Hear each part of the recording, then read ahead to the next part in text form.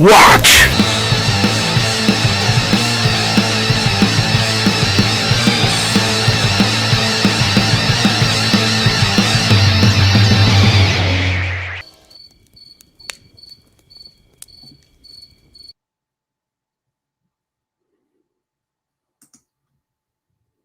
Hey, what is up, everyone? Welcome to the second watch.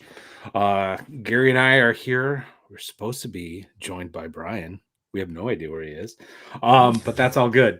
I'm sure he'll pop in. That's Brian for you. His But girl let him at some point. We are we got quite the show for you today. We felt like we needed to talk a little, well, not needed, but wanted to talk a little bit about Shadowdark now that we've been playing it for a little bit and more stuff is coming out for it. We thought this would be a good topic for the stream. But before we really get into that, I wanted to just say a few things about the events that have transpired this week. Oh, speak of the devil. There he is. You're late. Demerits. I deserve- Demerits. Ooh, demerits. That would be a good game mechanic, wouldn't it? Can you hear me? Yeah, we're good. Hi, guys. Happy Friday. Happy Friday. So before we get into discussing Shadowdark and all that, with everything that has been going on this week, I just wanted to just briefly state,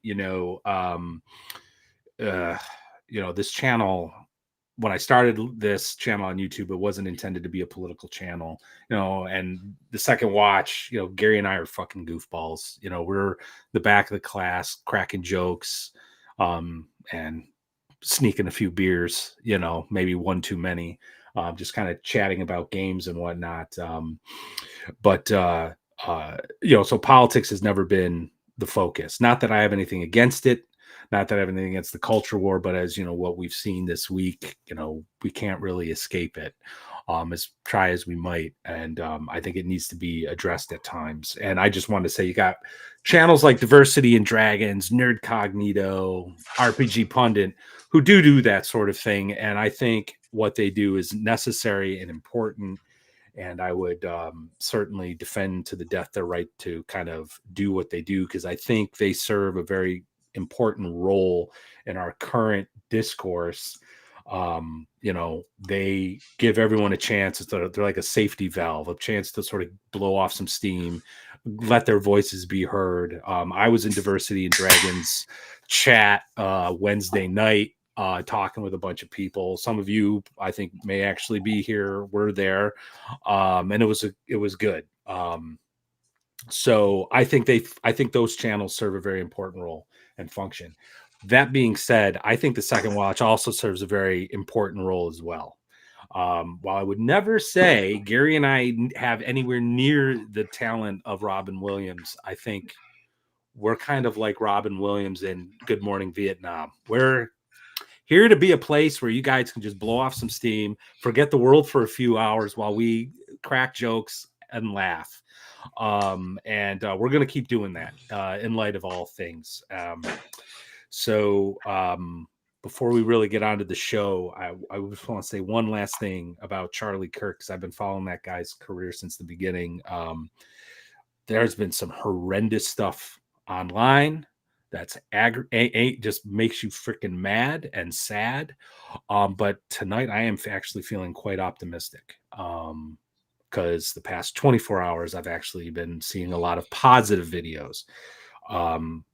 The Parliament of Poland gave a moment of silence for him. They were in New Zealand. They were doing the haka for him. In London, they were singing Amazing Grace for him. I'm seeing videos from TikTok as people are like, reading the Bible and opening their eyes and getting involved and all this outpouring of love and support for Charlie Kirk and his family. I'm not very good at being religious, but I sort of feel like Charlie was chosen, and I think God was moving through him. And now it's like our turn, So, but anyway, that's really all I have to say about that. And Well, real quick before we move on, because I'm here every week, and I want to just say a little bit too. Anybody who's watched this show for any time, or knows me or has had any kind of political talk with me, knows that I just fucking hate them all. Every politician. What the difference this time is this guy wasn't a politician. This isn't us trying to say we're being fun because we want to be fun and get away from it to be middle of the road. What happened was fucking wrong, and any of those people online that are celebrating that are in any way tangentially related to me or us or the show can just fuck off. It's disgusting. Even if you disagree with everything the man said, he was talking. So, yeah, I think we all just want to take some time and talk about games, but in no way, like, fuck that guy. That was one of the most wrong things ever. yeah, And, yeah, on a lot of levels. Black Lodge Games did a really good, they kind of had a talk, and I think everybody got together to say what they needed to say. I think they did a really good job of it, so anyway, there you go, man. That's all I got to say. Yeah.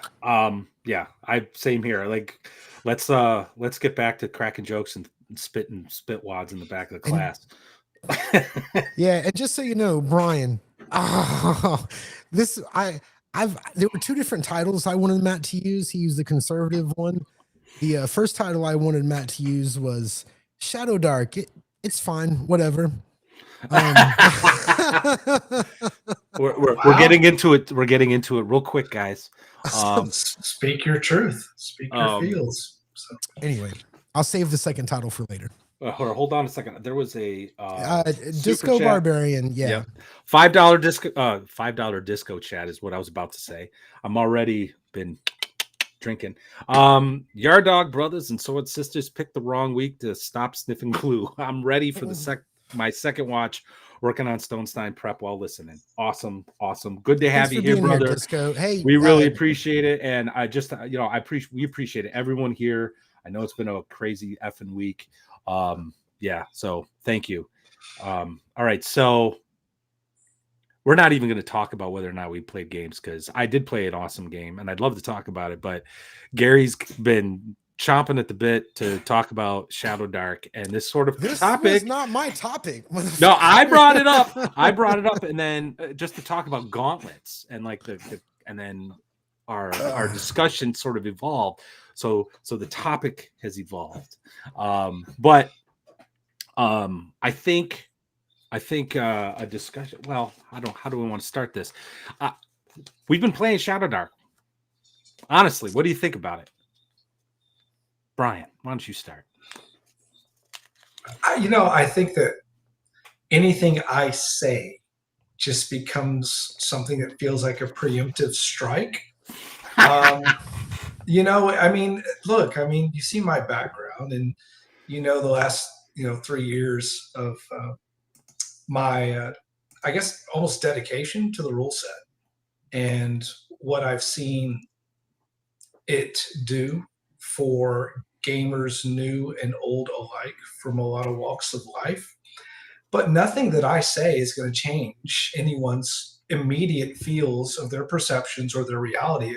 It really, no matter what, it's like any product, right? It's like any system.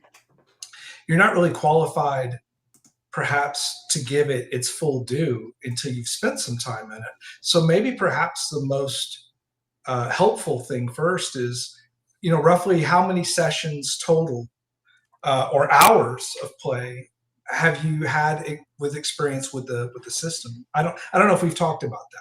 So, and maybe how many different types of players roughly. So like, what's our barometer in regards to it? If we're going to be this specific about this game with this, opinions or thoughts, like where are we at on it? So I disagree slightly with you already, Brian. Okay. Because part of the thing about a game is I feel like my favorite games make me want to play more, right? Okay. So Totally down. therefore, I pretty much do what I want to do, right? I'm one of those guys. So if I want to play, I'll play. And I probably only have on the high end, maybe 25 hours, right? Okay. Like 4 or 5, 3 or maybe, 4, yeah. maybe a little more. Like now that I think about it, maybe a little more, but no campaign, nothing like that. Just, here and there. But at the same time, I don't really I'm not like, I gotta get back to Shadowdark. Like I don't play a game like, I can't wait to do that again. Anyway. Yeah.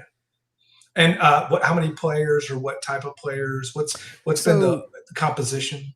So I have played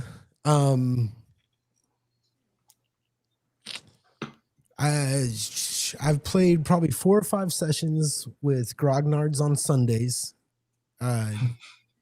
That's its own podcast title. Yeah, Grognards on Sundays. I thought it was a song by The Cure. Yeah. Yeah. So Grognards, played with my kids.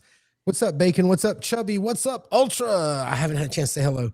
I definitely don't have the hours that you do. I definitely don't. You know what I mean? But I don't think that means I can't be a decent judge of the game in general. Absolutely. Like I think I can, totally. I think I've played enough games. I can be like, yeah, whatever. Oh, well, I mean, people who've been following my channel for a little while, especially the earlier videos I made, that was the whole premise of this channel, was to play games, record myself playing games, and then talk about those games. I got nothing against the flip through review, but I think you get a more honest and analysis of the system, the genre, the module, whatever it is you're reviewing, if someone actually has played it versus just sort of read through it. And I actually haven't done a video like that in a while, just because of time, and just because it takes time to run games. I've been playing Shadowdark off and on, a lot of solo stuff with my kid, nice. and a few one shots here and there with some friends. I don't have. I really want to talk about more like the nuts and bolts. Like I want to get into the nitty gritty, because I think this system has a lot to it. I like it.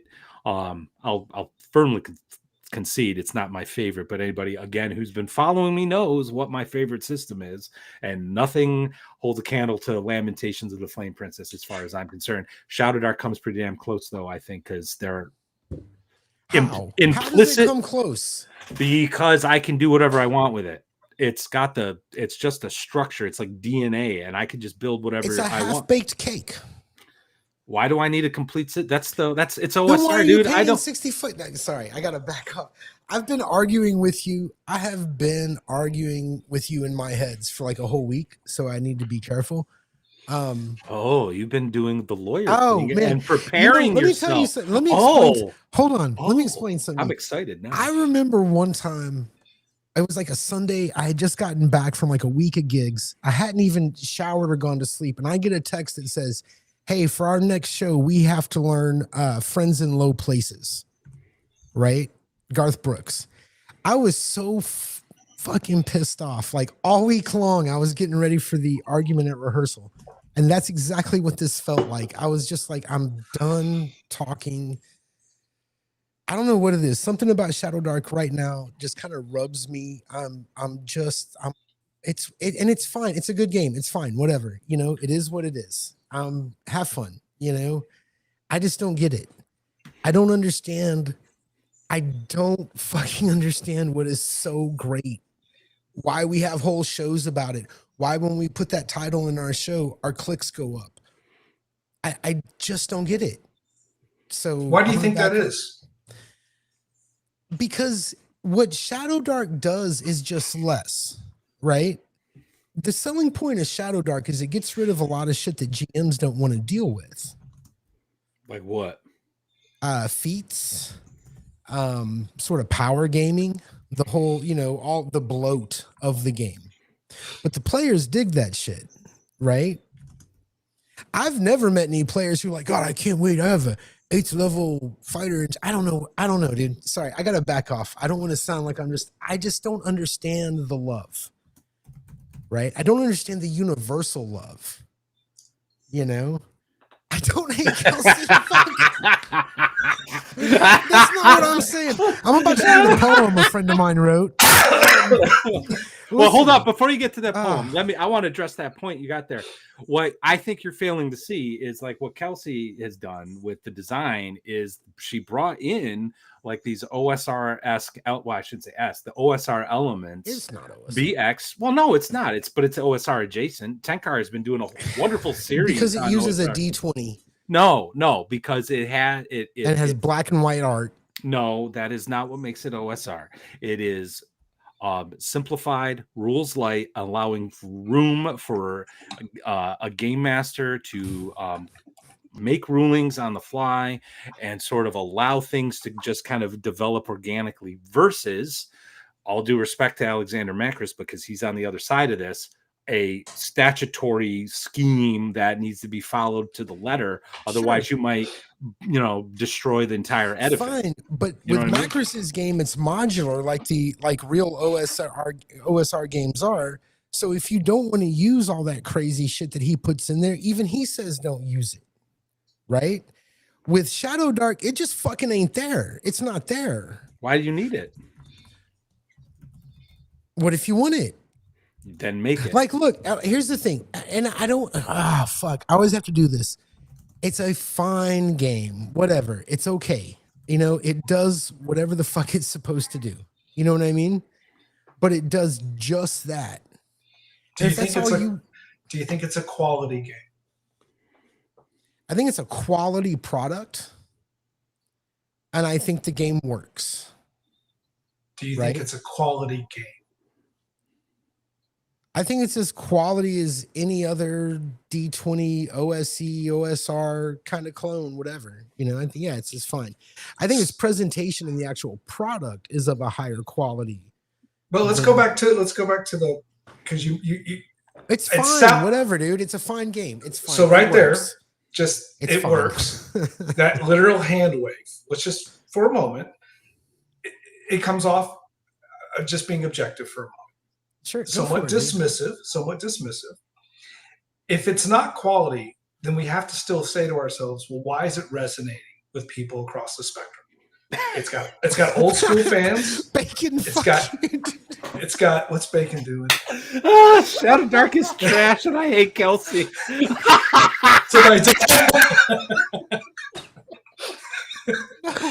bet she's laughing. Wait a Special second. left. I've got so many good things to say about Kelsey. I've got a million good things to say about her. Let's stay on task. Let's stay on task for a moment. Well, real quick, Melkor, what's up, brother? Good to see you. Hey, Melkor, glad you're here.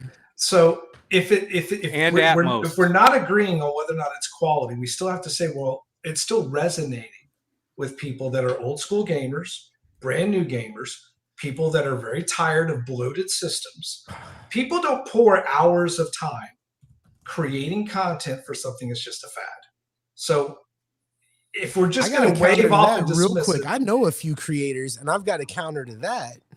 Okay. Real quick, it's incredibly easy to create for Shadowdark, which means that folks who are very ambitious, like some of our good friends and good friends of the show, those people who have the focus to sit down and produce product are going to be able to do it, and it's going to be easier for them, and that's great for them, right? Good. Do you believe that there's quality creation happening for this game at a pace that's more proportionate to its current popularity? I think it's proportionate to the hype.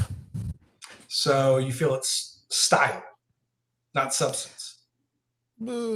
I think that's the whole point. There's not a lot of mass at all to Shadowdark, right? There's not a lot of substance to it. Right? You can make it into what you want to make it, but you have to do the work, right? So if I'm going, I do mean it, Chubby, but I'm in so much trouble, dude. Listen, and what I'm saying is that, sure, it's a great framework. And if you want to spend a week doing all the work you have to do to craft the game that you want to craft, there's not enough of Shadowdark there to get in your way. I will tell you that. There's not enough meat on the bones to block you, But yet, by the same token, go ahead, Brian. It's still obviously I'm so irritated by Shadowdark and its a quality product. and it's attracting people that want to create for it. Well, My I only think that's a question about the double-edged quality is my sword. fingerprints never come off that fucking book. The book seems well made, but my fingerprints never come off. I think actually that what you just said, Brian, is actually a double-edged sword, because I think that's the all due respect to some of the creators we know, some whom are in chat, friends of the show, and we love you dearly. But I think the big secret is you don't need the third party creation if you understand how Shadowdark works. You can just do whatever the hell you want with it, and I think, like I said, it's a double-edged sword. It's great for her to promote her book because you got creators who want to create for it, and people who maybe not have the time to do the stuff can now go and buy this stuff to have it done for you. It reminds me of a video I just watched of Marco Pierre White. He's like, I'm going to teach you how to make the best plate of pasta, and then he pulls out a box of pasta, and I'm like, this is a Michelin star chef. What the hell is he doing with boxed pasta? And then he explains it. He goes, I don't have the time or the machinery to do it, so I'm just going to show you how to make box pasta correctly. And I'm like, oh, okay. So like if you can buy something that's good, like from Chubby, then go ahead and do it. But like at the end of the day, I think it's like I said, it's a double-edged sword. You can do whatever you want with it. I would almost go so far as to say is that when you buy a product from Chubby, you're actually completing your game. Right? I would go so far as to say is when you buy a campaign setting, a rules expansion, all you're doing is helping to finish it. You know, man. Well, I guess we're approaching it from two different ways, because like what do you not like about that? We've had this talk. What do you not like about the tables in Shadowdark? Well, I'll get to that in a second. But no, it fits because it's the whole, that is the game. And I do have a question for you, Matt, after that. I will. No, it's not the vagueness. It's actually the particularity of it. That's my problem. I wish it was a more D&D style encounter system, where it's just you find 2d4 orcs or 30 to 300 orcs or whatever, and let me develop the encounter. And I think that's my one of my pet peeves of Shadowdark. Why do you think it was designed that way? Why do you think that she took that angle? I think it to appeal to the newer gamers who I don't think have that OSR training, honestly. And I think that's what it is. So it prompts them.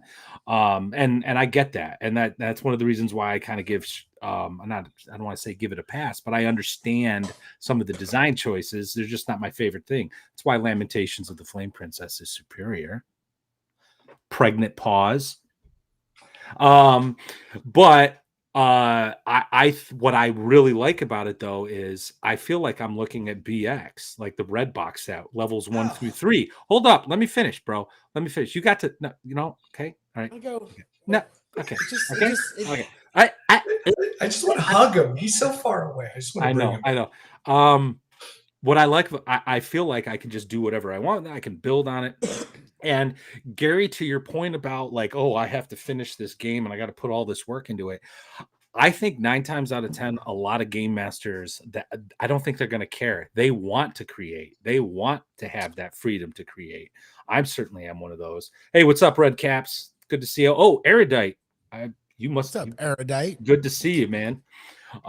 So hold on one second.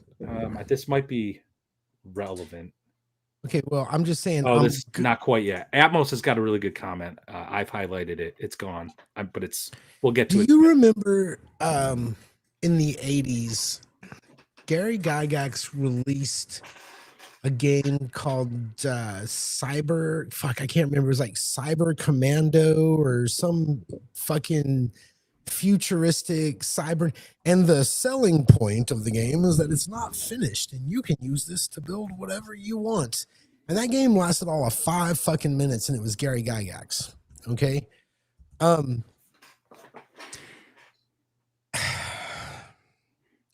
don't want to take anybody's joy away from them, but I just you do. No, I don't. Have fun. Do what you want to do. And I don't think it's a bad game, but I am kind of worn out of everybody acting like it's fucking the softest toilet paper ever made out of gold. You know what I mean? Like you're saying you have Shadowdark fatigue. I might, dude. I fucking might, you It's know. okay. And here's the thing: I pledged Western Marches. I've played Shadowdark. You know what I mean? It's not like I don't. It's not like I think it's the most horrible game in the world. But holy fuck, man!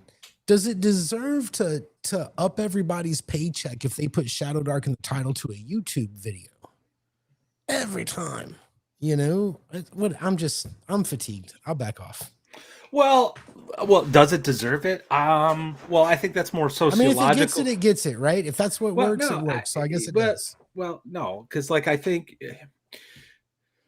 Shadow Dark has benefited from the historical zeitgeist or whatever, right? The timing of it.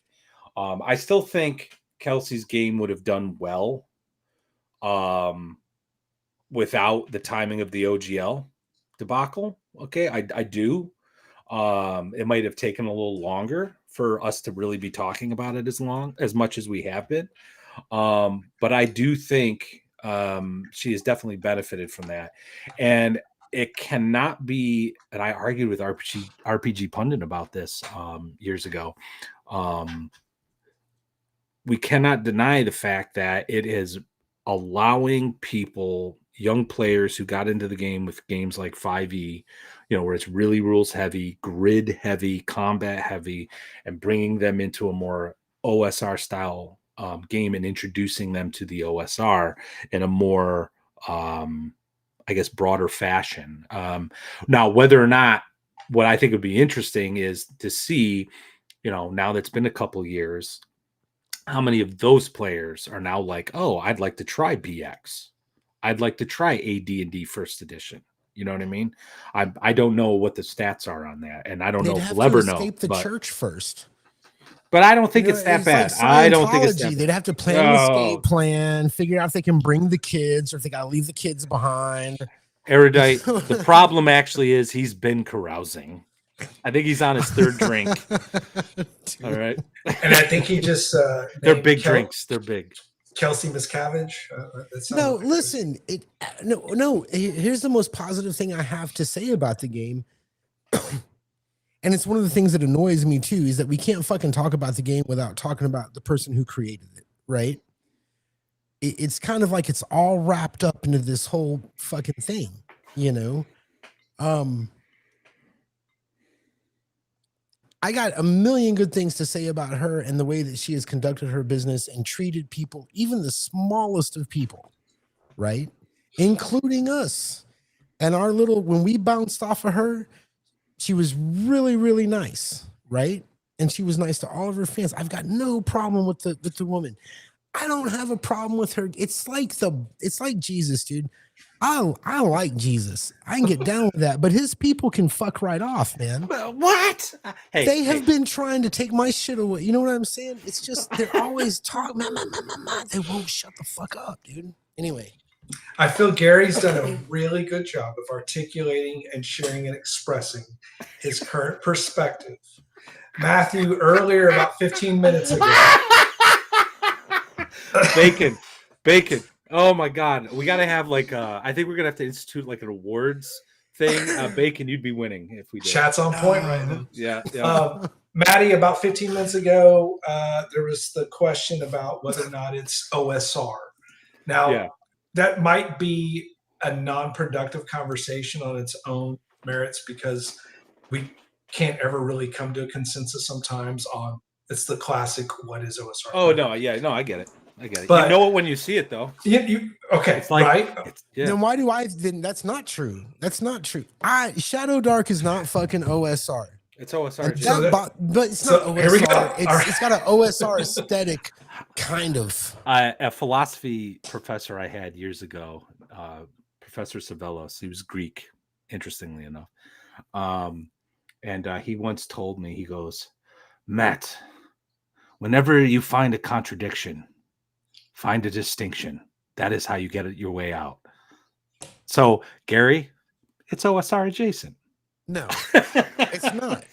It's not. It is. It totally It has a black and white OSR aesthetic. right? I'm not talking aesthetics. I don't, you know me.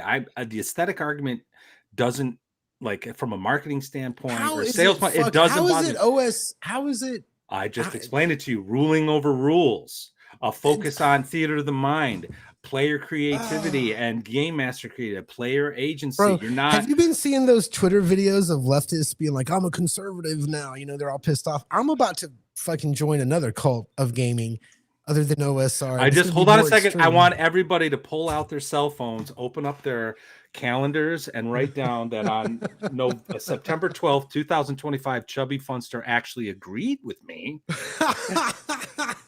because this son of a bitch is constantly blazing me in the chat, and that's fine. We love you, Chubby. But today, the day after September 11th, Chubby and we had solidarity against Gary, the foul terrorist that he is. It's not. Anyway. No, listen. Let me make my case. Let me make my case. It's 5e rules stripped, right? It's stripped down 5e rules, which is fine. It's got, because it's focused on dungeon crawling, it has one new rule for dungeon crawling that changes the entire experience in a good way. I like the torch timer.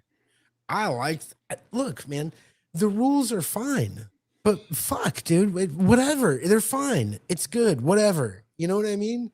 Shadowdark is not adjacent to Lamentations. Shadowdark is like the fucking cartoons they play at 10 o'clock in the morning before the real movies come on. Lamentation is that shit. You got to show your ID to go in the back room. I beg to differ, sir, and allow me to segue into some potential, some shilling. Shadowdark has baked into it the seeds of horror. Everyone's afraid of the dark. That torch timer creates some great tension building, and something I've been working on. Atmos has been helping me play test it. Is going. I affectionately called it Lamentations of the Shadowdark. That's not the product's name. It's going to be called The Living Darkness. But I'm going to be seeing what kind of horror I can create with Shadowdark. But anyway. It is Lamentations adjacent, just like it's OSR adjacent. It scratches that itch. I feel like I can do what I want with it. Unlike, all due respect to Alexander Macris, and all due respect to the ghost of Gary Gygax, a D&D, all advanced D&D, I'm like done with. I don't like playing it. I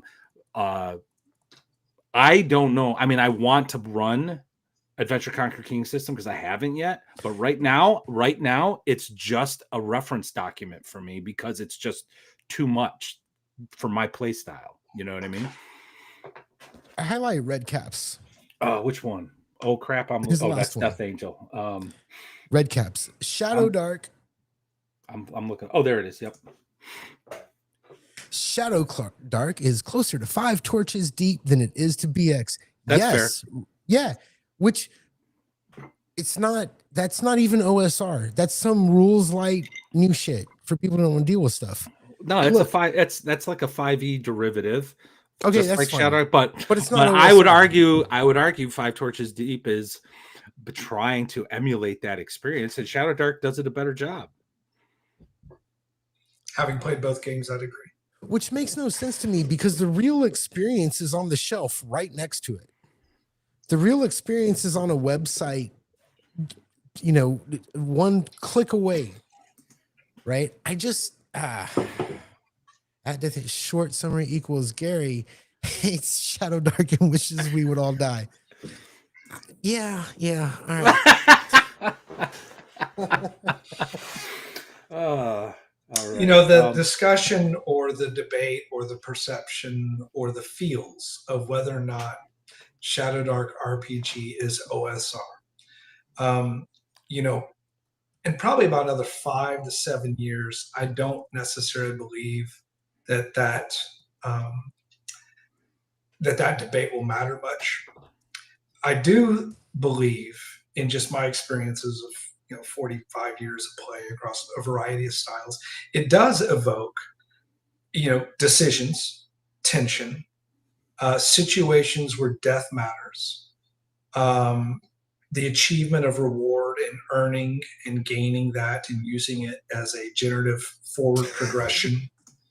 I definitely also think that, there was a comment made earlier about creators. and how it might be attracting a lot of people that might be average or regular or not highly talented. I do think that I didn't talk about anybody's talent level. No. I know, but I think that it's probably reasonable to feel that when we see the amount of product influx in for this game, that there's just you could say it's a glut. You could say it's a glut. Oh, it hasn't reached that level yet. It hasn't reached. You want to look at glut? Look at what happened. Look at what happened with Morkborg. That hit glut levels like within a year and a half. I would say honestly that third party stuff for Shadowdark better keep coming, or people are going to forget about it. I disagree with that. I was more excited about Shadow City than I was Western Marches. Sure, right? Because what we have is someone who's taken and embellished and built upon an incomplete system. And if it forever stays an incomplete system, well, within that is where so much of the potential for its future lies. Because the minute a game becomes complete is when it starts to atrophy. And the reason why we know this to be true is because the original iterations of this game and this hobby did not survive.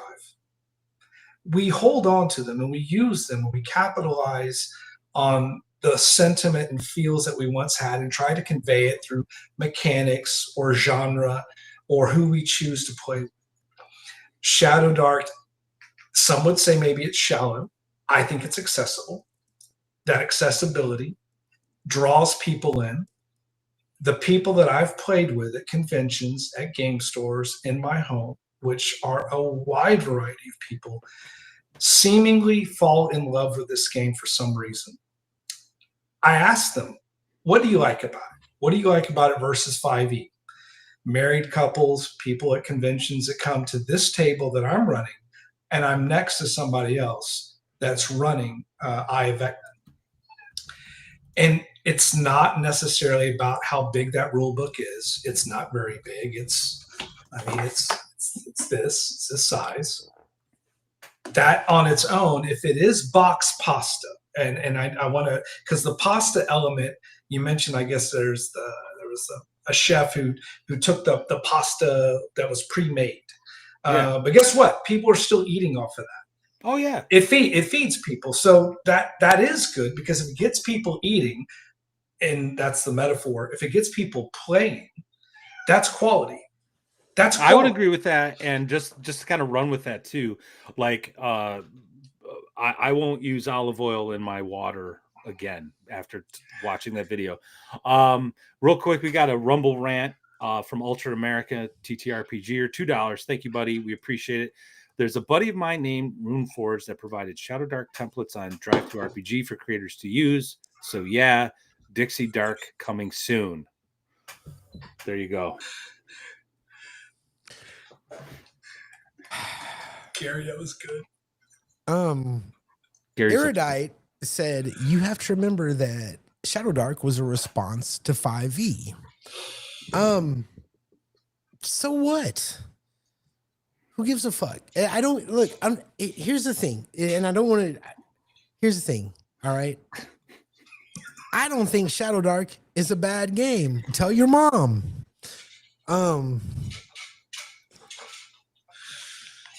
Normally I'm the one getting fucking lit up, so I'm just gonna bring it. I met you in real life. I ain't afraid. I'm just gonna bask in the glory. Here's the thing. I have to get a refill, let me so clarify. I'll be right back. There's nothing wrong with Shadow. It's fine. Whatever. Okay? It's fine. It is a good game. Okay.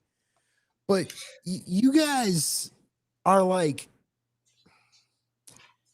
it's like you asked a girl out that was one step above ugly, right? And she said yes, and you fucking lost your mind. You know what I mean?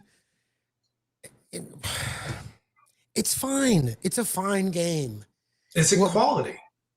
I don't know. I honestly don't know. That might be part of your quality. I think it's quality for some people, but I don't think it offers you a role-playing game. My favorite role-playing games, right, either offer sort of a full experience, right, Or hold on, Shadowdark is fine, whatever. Yes, it's fine, whatever. Listen, we're gonna go back to music real quick, right? I'm listening to Okay. Prince right now. I'm at the end of the Purple Rain album, and it's just fucking brilliant. Okay, and here's the thing: turn on your radio. 9 out of 20, or 19 out of 20 songs you hear are gonna be good, right? You're gonna sing along with them. You know what I mean? They're fine. It's fine, right? And that 20th song is gonna be fucking great, right? Okay, if we know that fucking great is out there, why are we bothering with fine? You know what I mean? Like, if I know I can drive a block longer down the street to grab a shortstop burger instead of McDonald's, why am I fucking around with McDonald's? It's a block that way. Let's talk about Lamentations of the Flame Princess. Excellent point. Let's talk about great. No, man, this is why, like, I actually wanted to focus more on the game mechanics. Sorry. Because I don't. No, it's I feel what you're saying. I feel what you're saying, but I think there's more to the conversation than just, you know, people find it too popular. Like, okay, well, let's ask a question what that is in particular. Yeah, I know. We'll get to it, but I just want to say I think the more interesting question would be like what about it is popular? And I think it's more than just Kelsey. I think that's unfair to say, and I I agree. think she's definitely part of it. Well, that's just good marketing. Substantial. That's just good marketing. It's the exact same argument I made with RPG Pundit back when the whole controversy and I don't have anything started. Against her. I think she's a master at marketing. I'm not saying it's that. Not I that. did, and I recognize that. It's not the simping for her. It's recognize the nuance. Game. That's all. Recognize the nuance. I'm trying to get here. I got you. So I think that the interesting question is like, what is it? And I do think it's the fact that it's tapping into like OSR principles, because I think at the end of the day, people don't want to play a board game. They don't want to play a war game, despite what the Bro SR, really like, right? They want to get into this like immersive thing where they're there and doing this thing. And the OSR is the best thing for you to do that. All right. I will find Bacon's question now that I'm done ranting. No, that's fine. I understand. Get your. What do you mean? That it's incomplete? Is this the question? Yeah. Okay. What do you mean when you say Shadowdark is incomplete? Shadowdark does two things, and it does it very well. It does dungeon crawls and it does hex crawls. Anything outside of that it's up to you. You want to get into jousting? Go buy Erudite's book. It's a good book, right? You want to do something else? Chubby's probably got a book for it. You want to play some races and earn in it? When I say incomplete, it goes from level 1 to, what is it, 10, right? Yeah. There's nothing beyond the dungeon crawl or the hex crawl. The core game doesn't mention hirelings. There's nothing about there's not strongholds. There's any number of ways, any number of different ways to play this type of game, right? And when I say it's incomplete, what I'm saying is that you could have taken this and used it as alternate rules for 5e for dungeon crawl. Because I don't think 5e really did dungeon crawling, right? So she did dungeon crawling for 5e. It's kind of like that. And hex crawling, which they didn't mess with either. But that's what it is. It is dungeon crawling and hex crawling. And that's fine. It's good. It's fine. It does the thing. It's just the opposite. Where is it? What? Okay, well, here I'm listening. I'm listening to some of the things you say, and now you're starting to sound like an old grognard. No, I'm just what I'm telling you is that is all it is. That's it. Zip it. Okay, you can tell me to zip it. I'll fucking be quiet. I swear to God, dude. He's gonna reach the internet. I think what you're saying is absolutely 100% correct, but that's not the game that she made. What she made was that 5e somewhat heroic adventure experience where retainers don't come into play.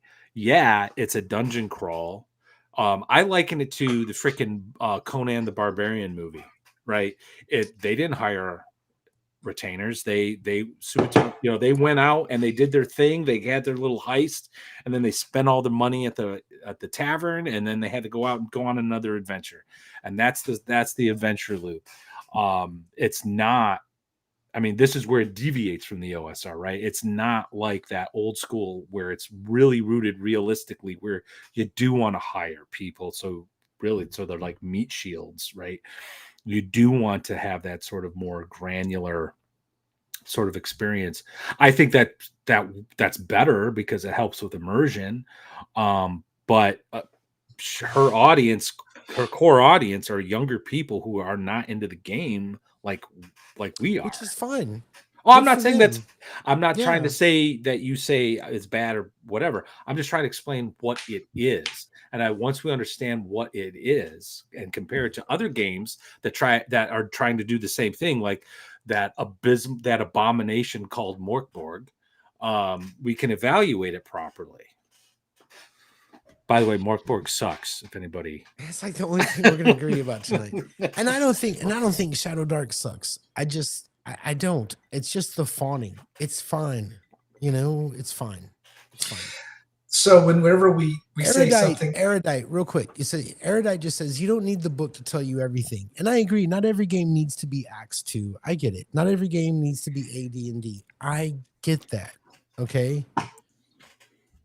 I think, and there's a lot more reasons, there's a lot more details we can go into. Morkborg isn't, at most everything you've said tonight is wrong. And but Erudite, what I mean by incomplete is that is all it does. A role-playing game I just think it should do more. And I think that anything you want to do outside of dungeon crawling and hex crawling is up to the GM to create those rules. Right? What if I don't want to create those rules? You know, what if I want to buy a game that I don't want to have to, and I don't want to look for third-party content? What if I just want to buy a game and be able to play it? Do you think that the game would be successful on its own merits, off the shelf, that singular book, if played with a group of strangers that want to enjoy a tabletop role-playing game session? Would it be successful? Yes or no?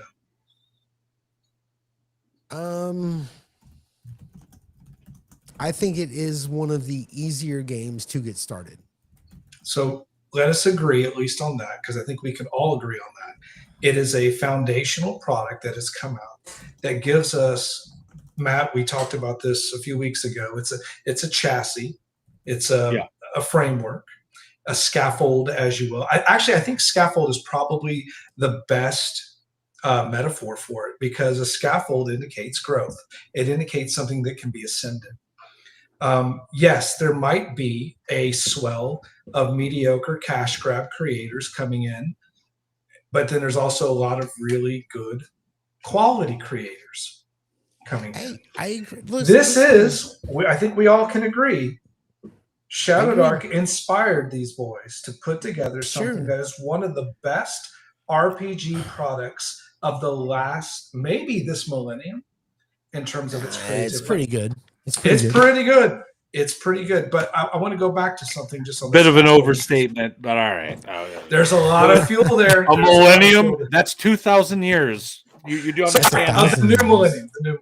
But if these creators right now are coming in and engaging, and if we have new GMs that are running this game, because it is foundational, this is a beautiful thing to have, because these are the people that are excited and will grow and get more proficient and build and climb this scaffold of play to facilitate great experiences. By the way, it is not merely a dungeon crawler. That is very reductive. It's very hand wavy. Then tell me how it's not. Careful. Where in that book is anything but dungeon crawling and hex crawling? Well, Gary, this is where I would offer. This is where I would offer you a phrase that might help. It is a product of your imagination. And that is the OSR. You know, but to any of the product of the imagination, the players and the people that are coming in that maybe aren't as talented yet, if we get them creating, it's generative. It is forward motion momentum.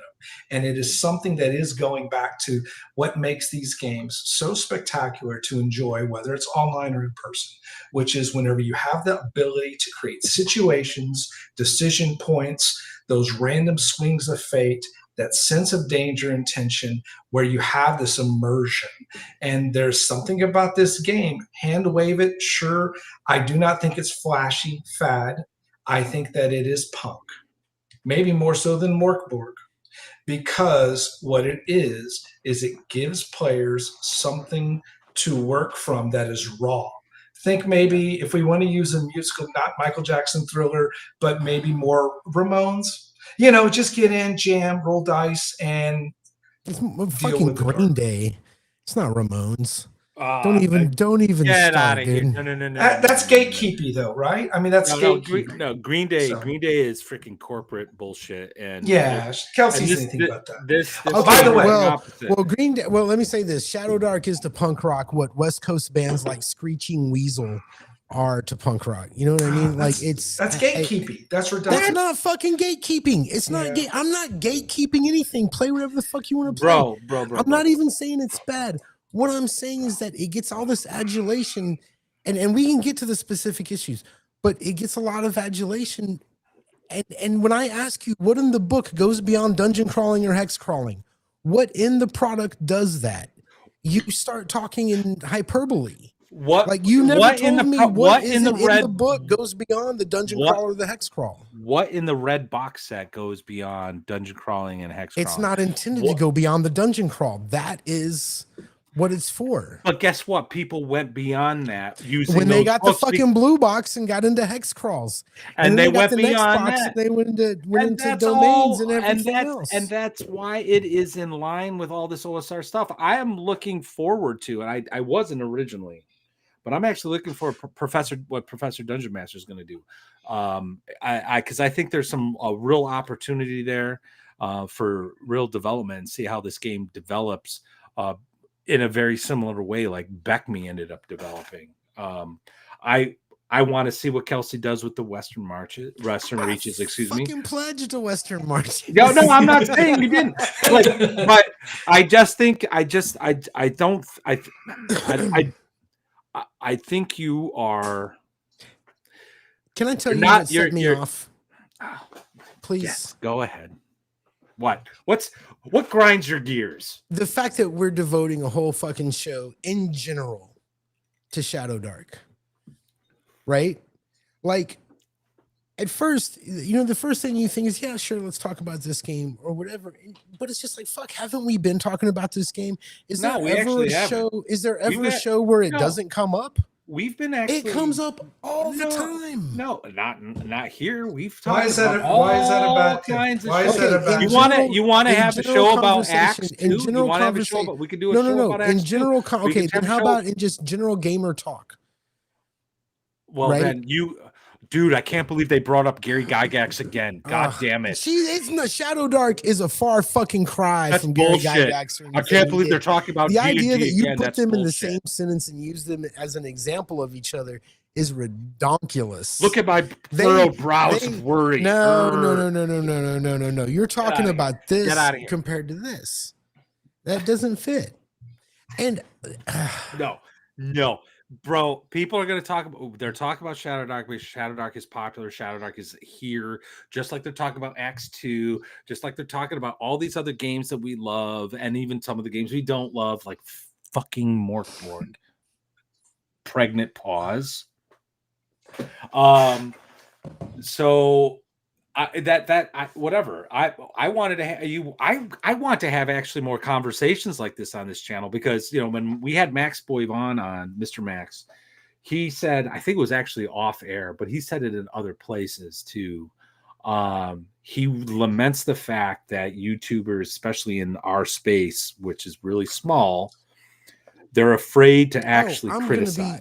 I got to get a drink. You talk specifics. I'm sure the 4 people that follow me on Twitter are about to stop. I'm gonna lose half of them, but I'll be drunk while it happens. So whatever. But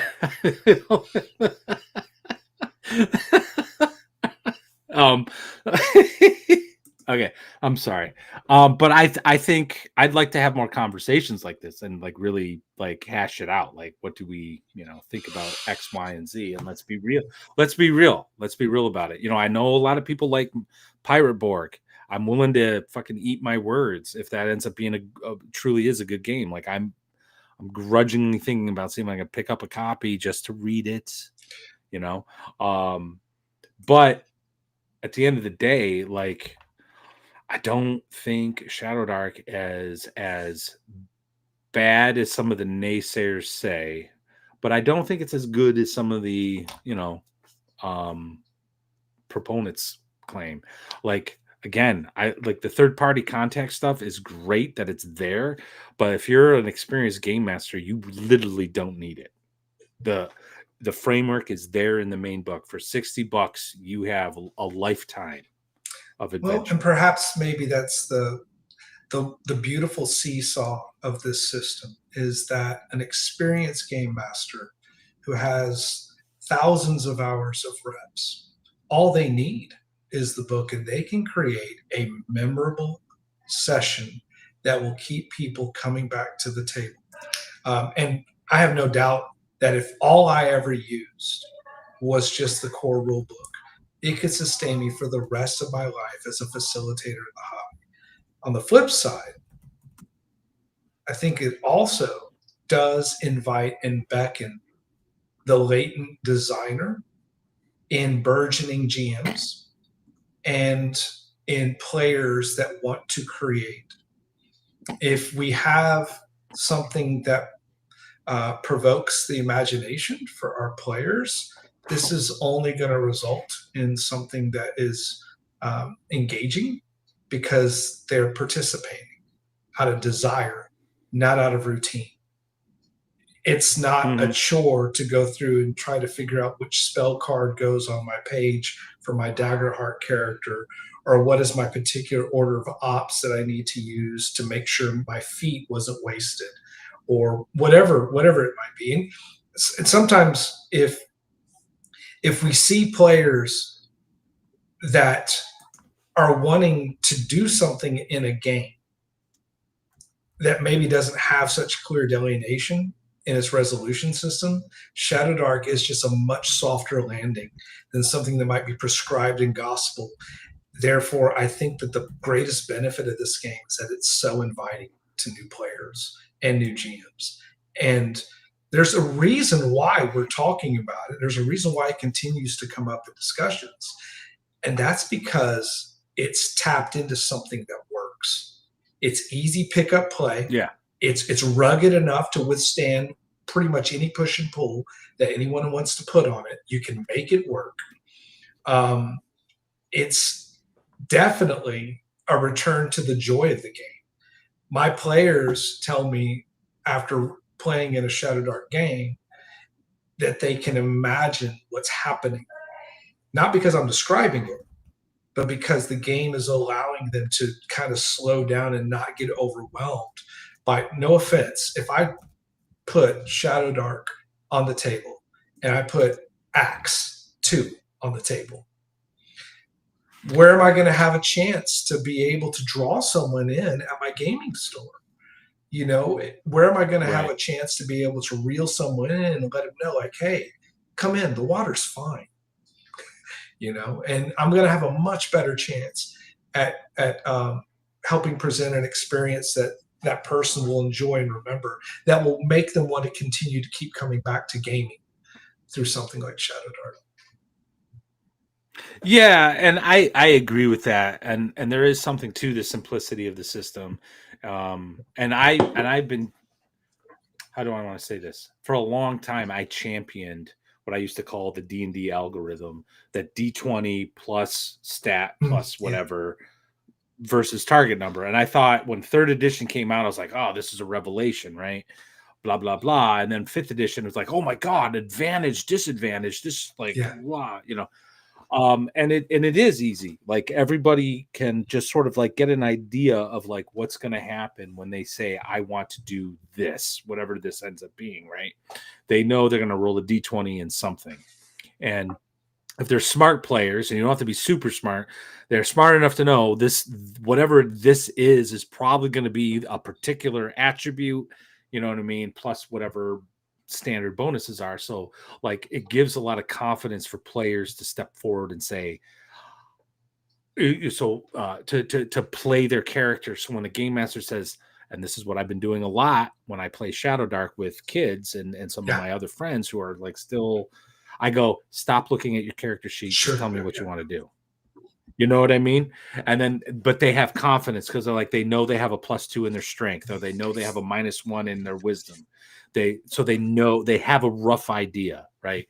Whereas in old school play, there's a lot of give and take. There's a lot of, hey, game master, I want to do this. And the game master's like, well, that's going to be tough. And then the player responds with, okay, well, what if I do this? And so there's this negotiation that, is created, and for the purposes of creating a higher probability of success. I love that. I think it's a fun part of the game. But it's not like a role play kind of thing. It's not an immersive thing. It's more tactical, right? And I think to some degree you do end up losing that a little bit with Shadowdark. But at the end of the day, doesn't matter if players are actually engaging in the world, in the shoes of their character, being immersed and just responding, right? And then allowing you, the game master, to respond and kind of create things. And I think that's a strength of Shadowdark. Where I'm actually at now, I've actually come kind of full circle. I miss the subsystems that early D&D have, that Shadowdark 3rd edition, 4th edition, 5th edition don't have, because of that unified algorithm, that unified calculation. I miss those old subsystems, and I sort of feel like that's a lost art. I talked about this with Alchemic Raker a couple months back. It's such a lost art because those subsystems are the game masters, or not game masters, excuse me, the game designers thought process of looking at something in reality and going, how do I game that? And how do I do it in such a way that it feels different enough that the game mechanics are actually facilitating immersion? Look at grappling. Grappling is that fucking joke, Yeah, but it's different, right? It's different from swinging a sword, and it's complicated, right? So when you have a subsystem, it kind of like accentuates the fact that this is a different thing. That this is, So that's the one that's another sort of like broader criticism I have of like modern game design. Like I just miss subsystems. Is it? I think they in a way, but help. Think about that. That's for a person who's run so much and had such a drive to innovate and create. The fact that game leaves that door open for you to just start all over again as a student game master of designing things to maybe fill in those gaps. Because I guarantee you, Matt, I've never seen your players, never talked to your players a day in my life, but I know that they would trust you with whatever you designed to put into something that was a lean chassis. I do also want to say I completely identify with Gary's feeling. I felt it after about like the 1 year mark, almost up to 2 years.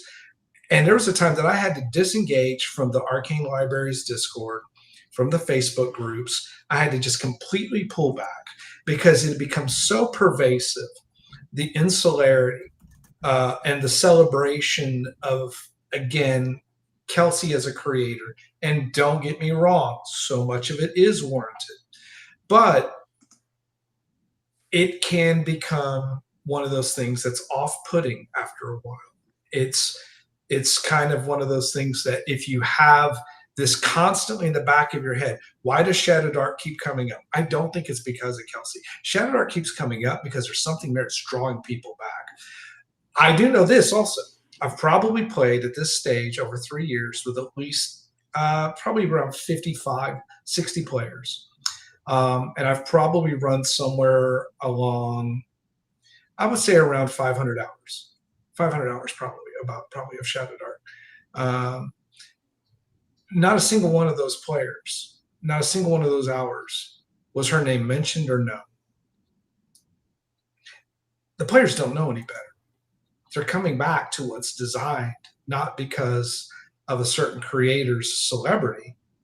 They're coming to it because there's something there that is provoking their curiosity of the hobby and what that game is able to generate for several people together in tension, fear.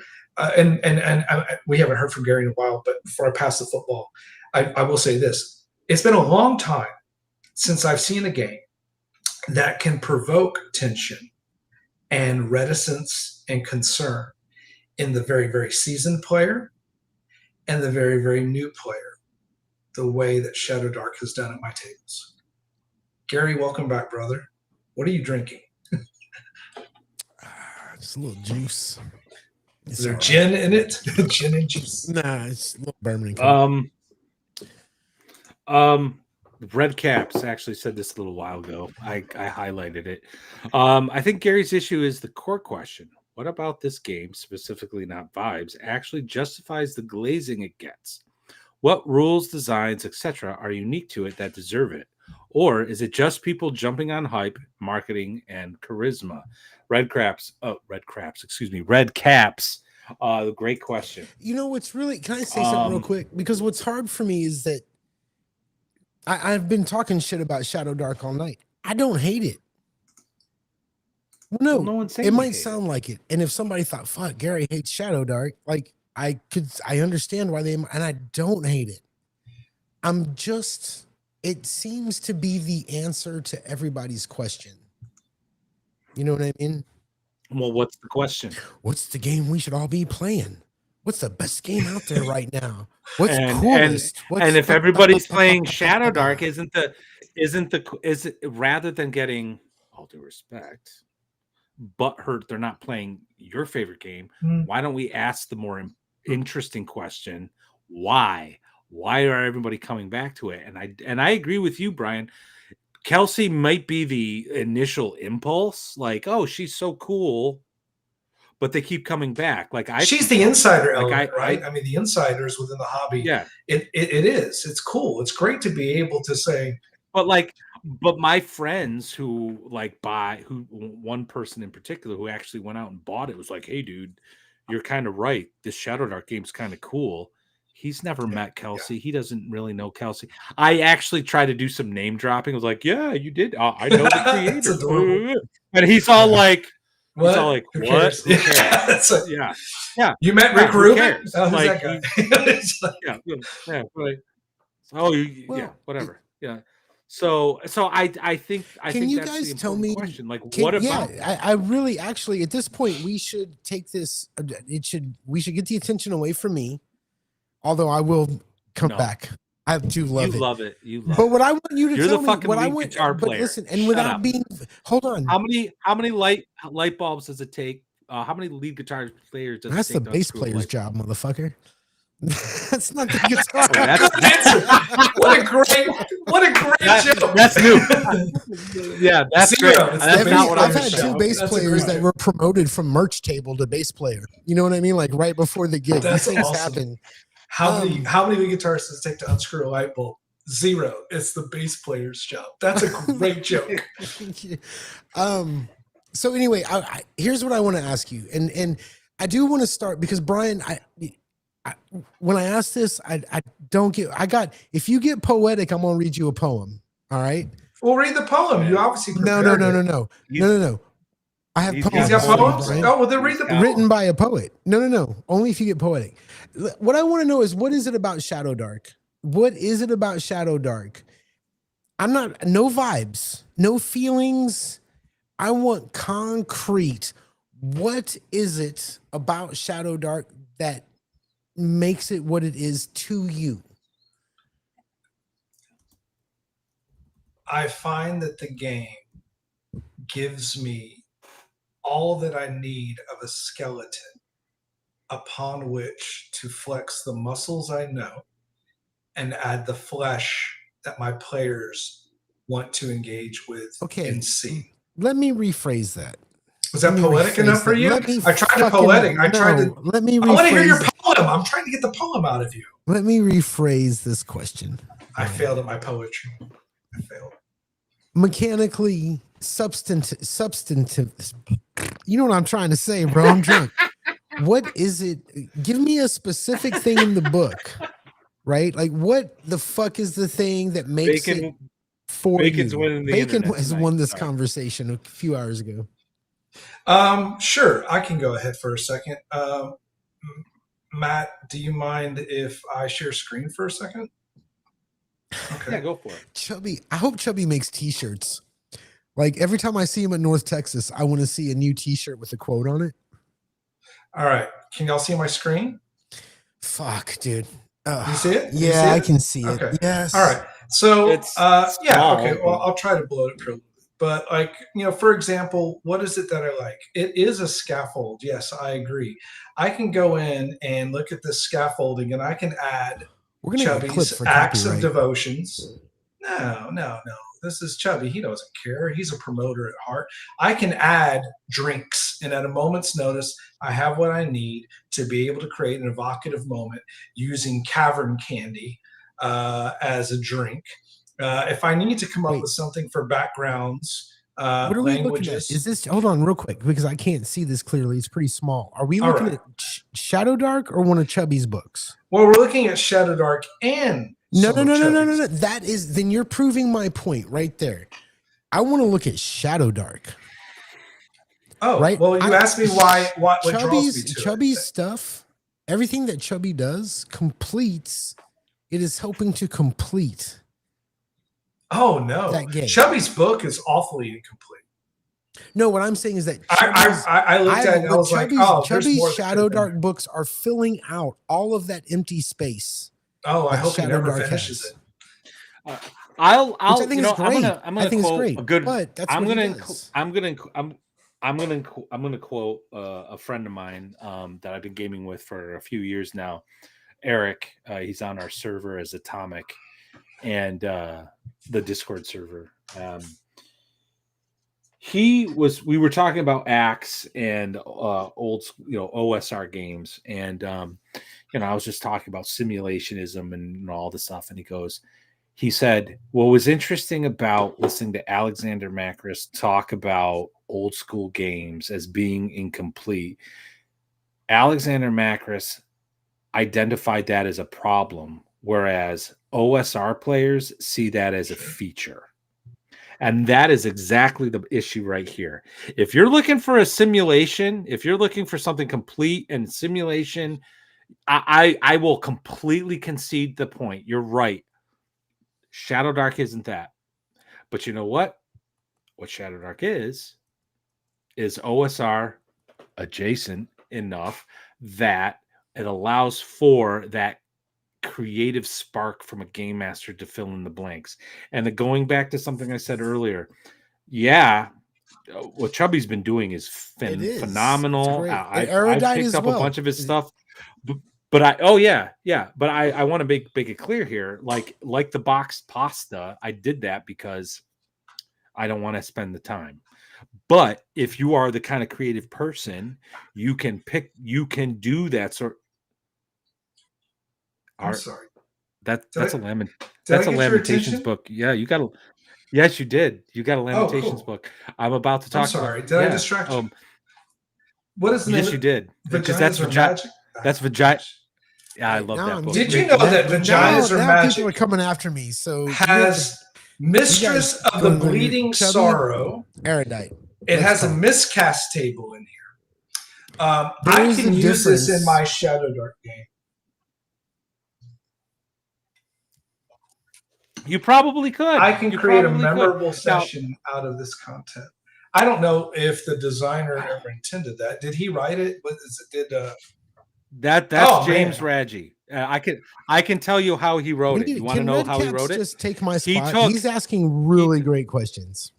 I will get to what James Raggi did with Vaginas and Magic and Eldritch Cock. He took death metal and black metal song titles and said, that's the name of the spell. What does it do? And then he developed the spell. My favorite spell from those line of alternative rules is from Eldritch Cock. It's called an autumn to cripple children. It's Wow. phenomenal. It's game changing. Anyway, okay. Hey, So Red Erudite, look behind me. on to Red Camp. Where are my bookshelves? Let's see. What do we got here? But is Shadowdark doing this framework box pasta better than say OSC Bex did? So how? Great question. That is the question. That's a great question. That's a great question. Yeah. And I think that's going to come down to honestly preference, because Shadowdark is more new school game design. Going back to what I was talking about with like subsystems, I like the subsystems. That's why I like Lamentations. You know, I'll play Shadowdark and I'll import some stuff to give it that Shadowdark vibe, or excuse me, that Lamentations vibe. You know, but at the end of the day, I prefer all those subsystems to work with. So I think that's preference. That's my answer. It's preference. Yeah, I mean, Gen Con Shadowdark was it nearly rivaled Daggerheart in total events run. It was a difference of only like 5 or 6 scheduled events. So I don't know where OSC or where any of the. I know that DCC, and someone brought up DCC earlier. Why are we not talking about DCC? And Gary, this might do your heart some good. My local game store, which by the way, has sold through now 50 copies of the Shadowdark rulebook at retail. Hey, actually, yeah, yes, really. And actually, I put a picture copies on our private the private Discord message between the three of us. I posted a picture of Dragon Slayer in Austin with Shadowdark on the shelf. I saw that. There were 4 copies, and they were out to the edge of the shelf, which makes me think there might be more in the store. But this will do your heart some good.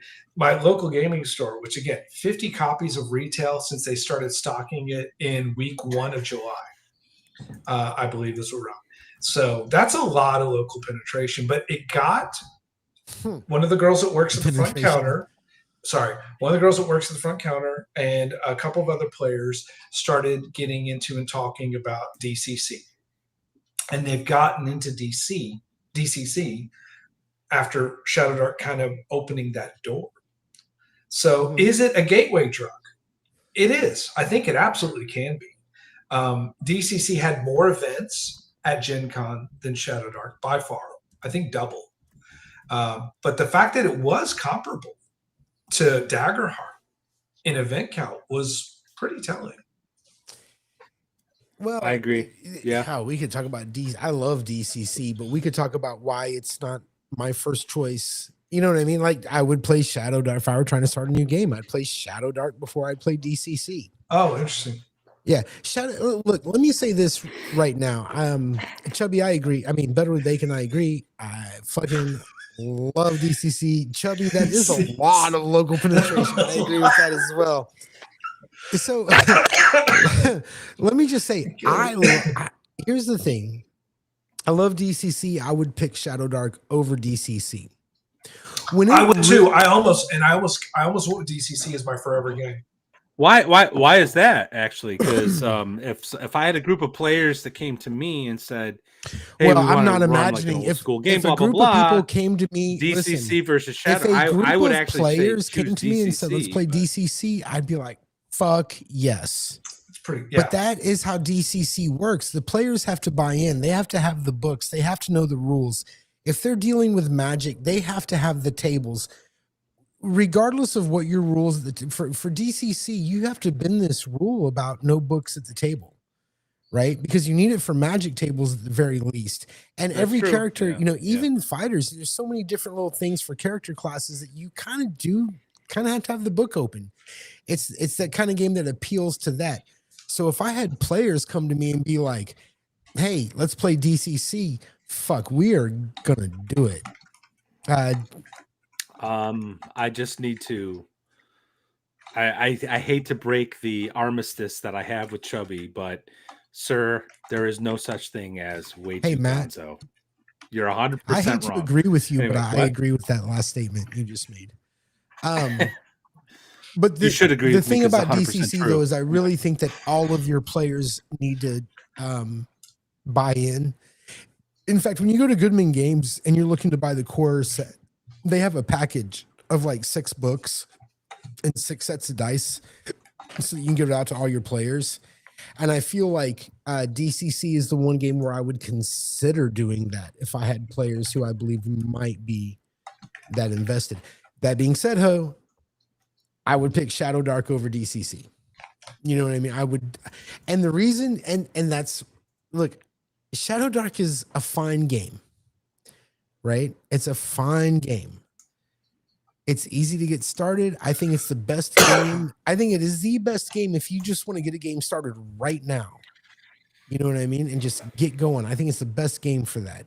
What I don't understand from you guys, and you still can't explain it to me, is what is it about Shadowdark that would make you want to make that your game? I'm in a phase right now where I'm trying to think of a campaign. That's easy.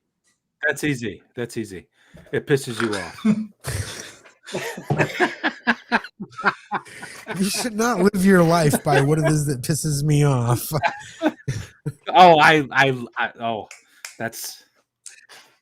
wake up in the morning. What can I do? Really, like I'm in a phase right now where I need to start a new campaign, right? My new world campaign is at the very least hibernating. You know what I mean? It may start up again. I'm not taking the server down. We'll see. Maybe somebody will request a game, maybe not. But it's time to think about doing something new. What rule system am I gonna what rules am I gonna use? What's this? Oh, thank you for the super chat. We haven't had, I don't think tonight. It's our first. No, this is actually the second one. But this is from Atmos, $5. Thank you, sir. How much was Shadowdark bolstered by paid advertising in the space? I don't have numbers. I'm sure she was being smart and marketed because I know a couple creators in the space who do market. And it's not as crazy expensive as you might think. That being said, and I'm not saying you're saying this at most, but I know RPG Pundit made this argument in particular. This is why he and I butted heads a couple years ago on X. He was trying to say that there was like this slick marketing campaign, and that's why it's so popular. It's like, no, she built a network that took years. I'm sure it helped, but she did what any creator should do. Number one, put out good product, get a good name for yourself, make friends, make alliances, build the following, and then when you decide to kickstart something, boom. She paved the wave, and I've said this repeatedly on various streams, various channels. She showed us the way. Don't be a dick and be smart with your and treat this industry like a fucking industry and not, oh, we're friends. No, we're an industry. We're having a business relationship. Let's do it. Real quick, I just like to take a moment to let everybody, if I don't know if anybody's aware or not, but I am working on a supplement for Shadowdark. It'll be available probably via Kickstarter sometime around North Texas. You hope. I'm not. Never mind. I am though. It's halflings. Piping firearms. That's great. Oh, like halflings, pipe leading firearms. Oh, I actually halflings with guns. Halflings with guns is a great Shadowdark supplement. Wasn't there one that just came out with a bunny? Talked tonight. I just there was like a rabbit dark, or there was like one with a bunny that just came out. Look. I mean, you brought up about the marketing piece, and I just wanted to speak to that for a second because I think it's a really valid point. I think a lot of people that are very much kind of drowned in the industry of the hobby have this tendency. I know that was a very big part of the critique when she first launched was how was it that this game was catching so much fire? And sure, you can certainly say that maybe Her manner of engagement and interface was very neutral, and she covered a lot of spread of bases with a lot of people that had connections within the industry. So there was a good web. But the reality is that no matter how slick the marketing is, it's still the product. Look, if you want to maybe like a counterpoint, and Gary can really speak to this as much as anyone, you take a game that has so much slick marketing behind it, such as the Everyday Heroes system.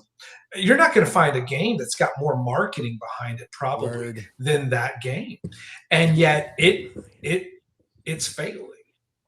And it's a 5e product that has all these cinematic IPs that dude just vomited cash on to be able to try to. So the marketing is not enough. If it was enough, Everyday Heroes and all of its various Blade Runner, it would have skyrocketed. Everybody be talking about that on every fucking podcast. They'd be talking, man, this game is something that everybody can do with. So it's not a shallow game. It's an engaging game that gets people wanting to play. And Shadowdark is winning because it's getting people to now have it as a natural part of the conversation, both inside the hobby and outside the hobby. I want to say something, and then this is going to, I don't want this, I don't know how anybody's going to take this. The fact that we're doing this sort of generalized show, like I think 5 times now I've said, give me specifics, and we still haven't gotten to them. I said specifics earlier. I don't know if you heard it, I think this is, hold on, and this isn't like a thing. This is actually, whatever it is about Shadowdark, it is engaging. You are right. People are playing it. It is easy. It is the easiest game to get up and start. And I don't want to shit all over this game. But I do think that I'm not just fatigued by the Shadowdark fans. I'm kind of fatigued by the whole OSR thing. Okay. You know what I mean? Wow. We're getting to a breakthrough. All right. Hold up. I got to get another drink. Motherfucker, you just threw down a guy. I think we're getting to a breakthrough. I think we're getting to what tonight is really about. I think I'm done with the OSR. This has turned into Gary, I love you so much. Man. I love you, Matt. I think at the give me 1 second. I gotta get a 1 hour and 27-minute mark in tonight's episode. We have finally gotten to what it's all really about. This is the fastest he's ever going to go pour a drink and get back. You know he's going to be back in like 10 seconds. Dude, he's going to just drink from the bottle while he's... to fuck with him. I had to go outside and like... Anyway. And just make him wait for another minute after he gets back. He's just going to be on tilt. I mean, my gosh. Hey, I'll be right back. No, I'm just kidding. I'm going to wait till he gets here. Yeah, I think I'm done with the OSR. Well, can we unpack why that's a valid statement potentially right now for me? When Matt gets back. Let's just wait. We're just going to pile on. Oh, shit. Oh, hey, Matt, can you hang on for a minute? Hold on. I need to go get a drink. Hold on. I can't hang out.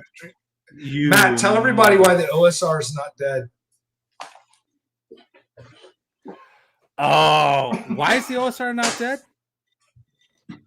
I'll point you right here. Rycroft by Glenn Seal. I will point to you. I can't. Can I reach it? Can I reach it? Oh, yes, I can.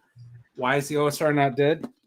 The Nebulith by Zach S. He's back and better than ever. The OSR isn't dead because people are still creating. You know what? So there.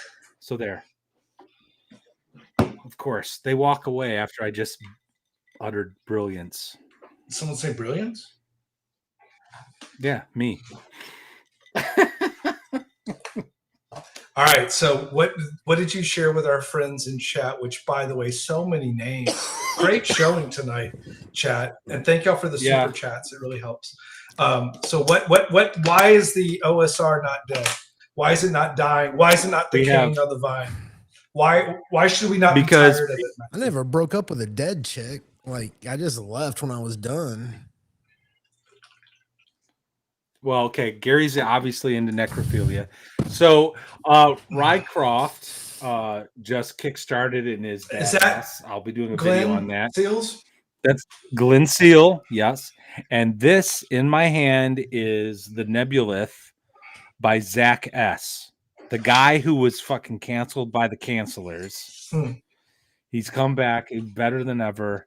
The OSR ain't dead. Did we get sir. that super chat? It's alive and well and living in. I'm about to get to. Please interrupt my defense. No, I just want to give a quick props. I'm not attacking the OSR. I may just be walking away. There was a comment earlier that Shadowdark is just dungeony and doesn't do. This is the city of Great London, which is part of Glenn's Midlands setting. Here we go. There we go. That. And it is just such a beautiful urban supplement that meshes so elegantly with Shadowdark. And so if you are playing Shadowdark, are interested in seeing Shadowdark in an urban environment, this book, which is, again, that whole sizing, what's the sizing called? It's like A8 or something, or A5. Okay, A5. So it's right there, and it's a beautiful supplement to have an urban Shadowdark game. It meshes great. The whole idea of the Midgard meshes with, the darkness. Anyway, sorry. Okay, continue. Where were we? I just wanted to... All right, we got a super chat real quick. Yay, super chat. Atmos, good. $5.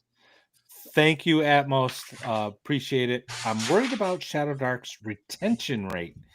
TTRPG players are a small subset of gamers. OSR is even smaller and splintered subculture. I don't know if I necessarily agree with the characterization of the OSR, but it's kind of moot and irrelevant.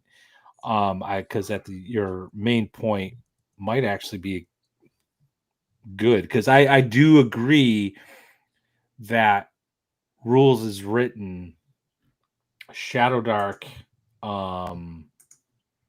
doesn't provide a whole lot beyond dungeon crawling and hex crawling, though there's a lot you can do with that, especially if you're rooted in the OSR. So that's why I'm interested in seeing what Professor Dungeon Master. Well, and I have to graciously disagree on that. It has a poor retention rate.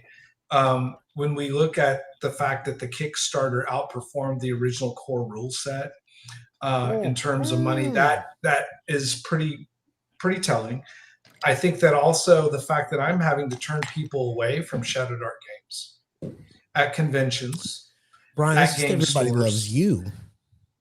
No, it's not. You're a local legend. Like box. When Shadow League launches next year, organized play, I believe that will also be something that will create more of a. People are going to want to get into that format. Organized play for Shadowdark. I think the system will really suit that very well. You know what? Hey, can we address Chubby's last comment? I think that's what's getting at the crux of the conversation. He says it's almost like the game was written for OSR taste, Matt. Weird, huh? You know what, Chubby? I think you're right. And I think if you're an OSR guy looking for something new and something that you can really work around and build stuff, I think Shadowdark is exceptional. Fuck the OSR. I'm done, dude. I'm just okay. done. Yeah, we were. I'm tired of wearing that badge. I'm so finished, dude. You never wore the badge. Get out of here. You played one OSC game. I never did wear that fucking badge, and I'm glad. Let me tell you why. And not for nothing. Not for OSR nothing. is like Rumble, dude. It's just this is it. By the way, everyone watching, this is it. Get out of here. I'm just done. I'm finished. It's OSR fatigue. Here's the thing. The term OSR. No, it's not OSR. The term OSR is 20 years old. No, it's a 20-year-old phrase, right? Or moniker. How or old whatever. is the Forge? And it's fine. I'm not against people playing old games. I like old games. I'm always gonna play old games. But this idea that it's some kind of movement that I gotta fucking care about, it's just like, fuck, dude. It's just too much. Can I just play a fucking game and not worry about everything else? Like, I'm done, dude. I'm done. Yeah, no one's asking you to worry anything. You're the one that's hung up on labels. Okay, here's the thing. Here's the thing. I Gary, I've known you for a few years. I know how you are. You're like a dog, and you don't know if chasing a car. You don't know what you do if you get it. Well, so you have this idea, you want to go play it, and that's awesome. And you have this like because you're a smart guy, you're not dumb, and you think about it and you play it, but then like you get bored with the toy and you toss it, right? All right. You can when I first met you, you described yourself as a systems whore, right? You moved one system to the next. I actually picked up some bad habits. I consider myself a system whore adjacent. Pregnant pause. And that's fine, but how do I want to put this? Okay. Back in the 90s, I gamed with this one guy. He was really creative and he was a lot of fun to game with, but he had ADHD. We'd play a couple sessions of a game and then all of a sudden he wanted to do something else. And he was such a energetic, flurry of ideas, like you couldn't help but get caught up with it. And you're like, yeah, Cyberpunk does suck. Let's go do this other thing, even though you like had this awesome character you wanted to keep playing. You're like a mild version of that. You're just like, I'm going to do a West Marches game. Well, I'm going to play OSE because I'm really into procedure. And let me explain. Yes, I think, and now you're talking about D6. I'm talking about D6 all kinds of things. Stuff like that. I know you want to get back to that story gamer, and that's fine. What I'm asking is you understand. Right, you see that like maybe if you just had a little bit more discipline, just stuck to it. It's not discipline. Maybe you'll see it's not discipline. Let me explain something to you. There comes a time of night when everybody knows the show's over, right? Like I'm getting paid to play till 2 a.m. Right, but we all know the show's really over at 1:30 because everybody's trying to line up who they're taking home, get their bar tabs closed out. You know what I'm saying? And I think there's a feedback from the audience, right? The audience being my players. With the West Marches game, I think if we really want to talk about this, I really think it's the feedback loop, right? I wasn't a good enough cheerleader during the week, so the guys never decided they wanted to do anything. It was this whole kind of thing. Whatever. I will always come back to that game. If somebody calls me back, we'll play. I do have a lack of discipline, but I also like new things. You know what? There it is. You acknowledged it. There it is. But here's ladies the real and gentlemen. thing. Okay, when I say I'm done with that's the a OSR, strength for you, though. I think in a way. When I say, I think it is. When I say I'm done with the OSR, what I mean is this: there is. Well, one, we can't really even talk about what the OSR is because there's no real. It's what it means to you. It's what it means to you. But what it means to me is it's an ethos. It's a. I don't want. Chubby, this is the only time of night when I'm just like, you can fuck off. Matt, you're not making things better. Bag of cocks.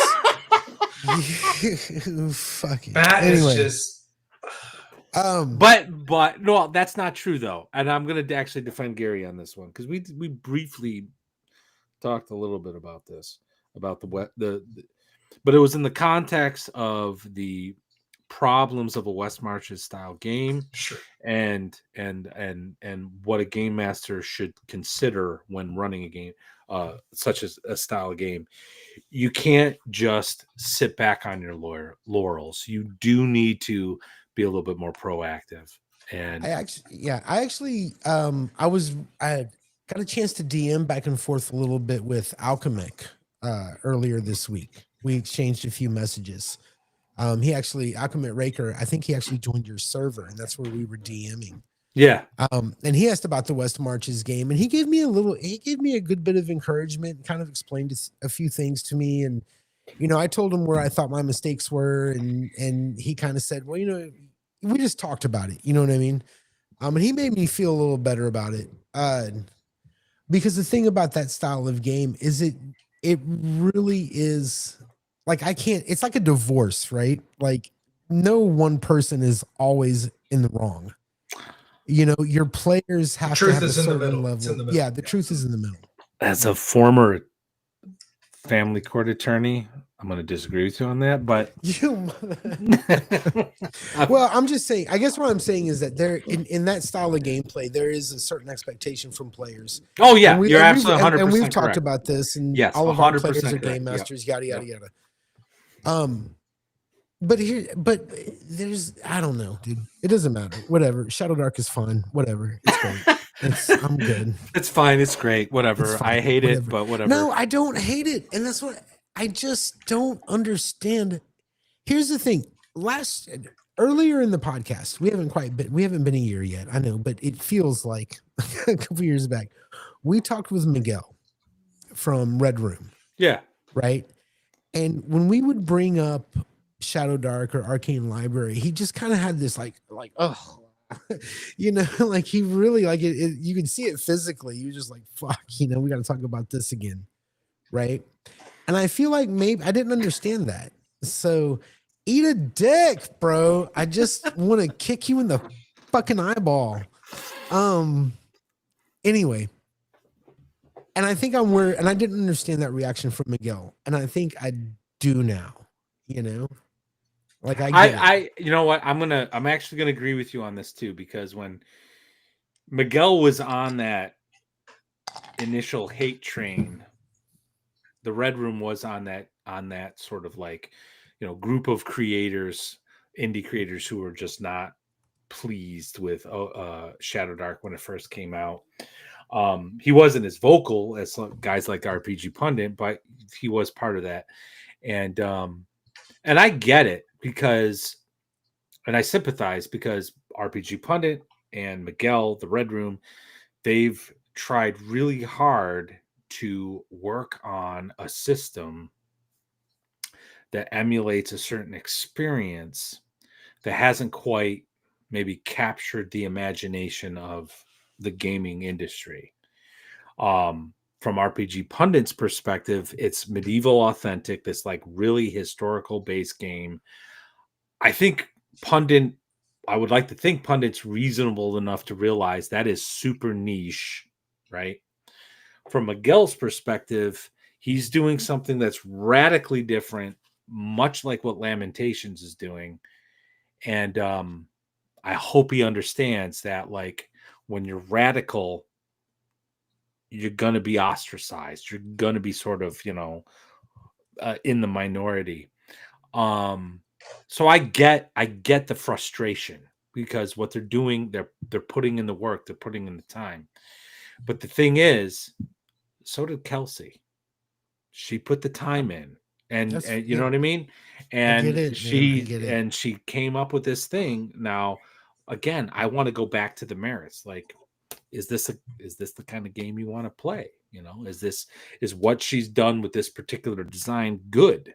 You know, and good doesn't necessarily mean what is popular. You know, so yeah. And I'm open. open. I think, go ahead. No, how do I say it?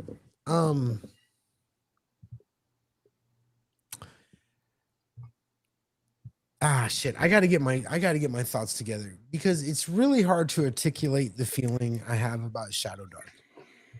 You know what I mean? It's hard for me to be fair.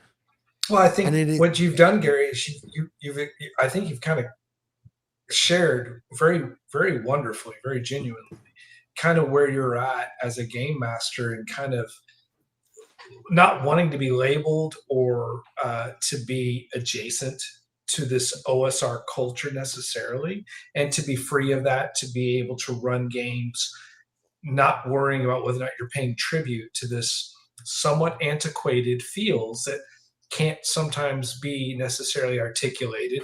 Look, if experienced game masters of 30 and 40 years can't share or define what it is, do you think players will ever gravitate towards it? No. The OSR is over SR It's like gone. That's 100% false. I'm And going I to tell can you tell why. you why. No, Go ahead, finish. let me finish your continue. point. Let me continue. No, I'll let you finish. The things that have made Shadowdark so successful, and then I'll shut up about it, but there's a few elements here that are in play. Its barrier to entry is very low. Like I can teach this to children, to brand new players, to anyone that wants to enjoy this type of game. So my onboarding, very, very easy, which is so much more accessible than like clunky retro clones that have a lot of 1970s math. The community and support is through the roof. It has a content pipeline. There are eyes on the art, on the scene, on the third party material. There's just a lot of momentum. It's not just a clone, it's not a BX clone. It's got a brand that is distinct, it's sticky. There's tension, there's a play experience that is palpable and different from other games at the table. I know because I have those tables next to me when I run the game.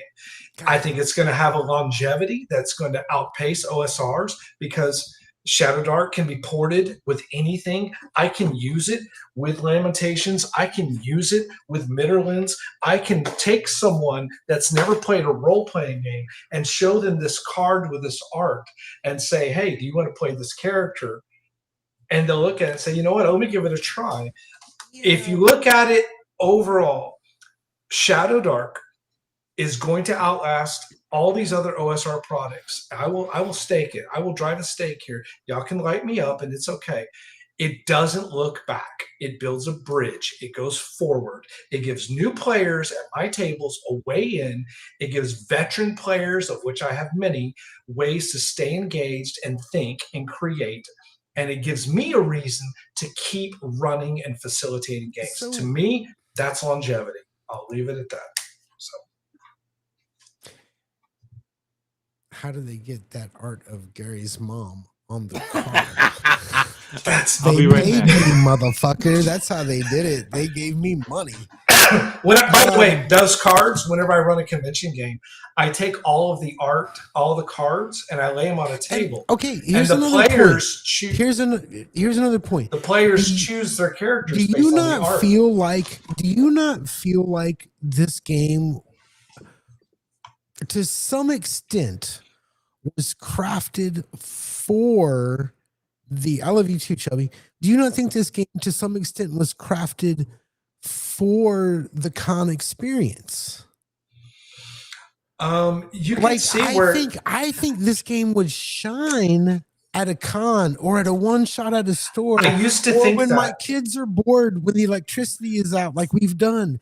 Having run it and having seen it, Gary, I can tell you, I think it actually has a bit of struggle.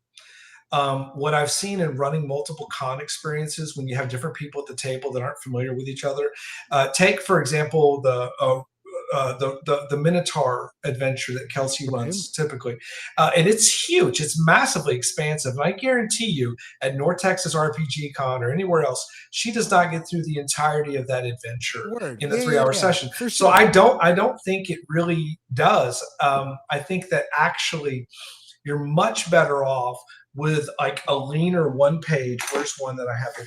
Like, for example, like these one pager cards, like the Sanctum of the Elephant God. That's evocative. I can get people at a table and play this card, which Kelsey wrote. It's for levels 3 characters, and it has everything I need. It's just that's kind of what I'm getting at. And I just need a card. Yeah, here it is. It's all on a card. To you, it's a card. To your players, it's an experience. You know, I do think it.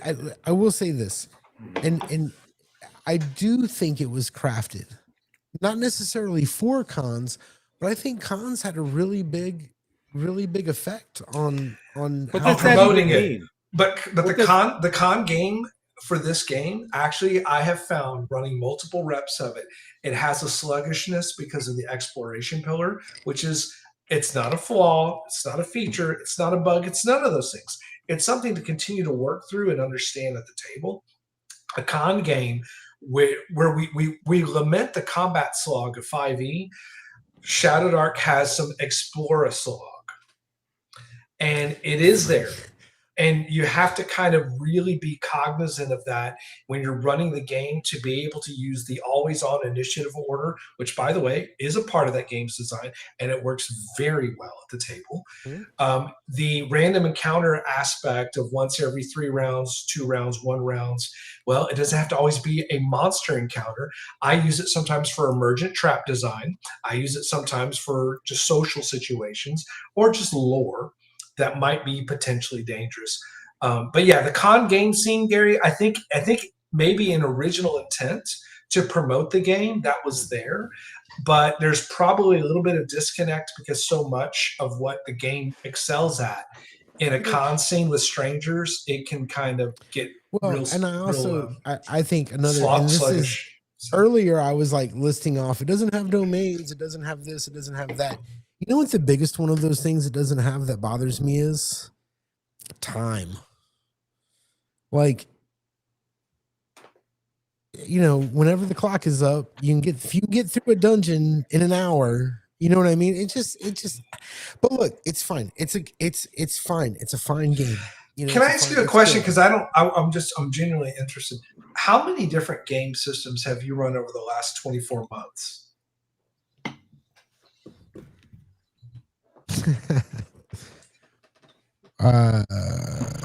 At least three. Three, yeah. Okay. Would you say you average at least 2 or 3 a year? Does that seem about right? I would say average 2 a year. Yeah. So, but one of those 2 is over the past probably 4 years now. One of the 2 is typically BX. Cool. Because I think that's a really valid point for a lot of people, is like, you know what, sometimes you just don't want to stay with the game for a while. And there's nothing wrong with that. It's all right to move. So I think I don't think you should. It's a fine game. Any fine. It's funny because it's true.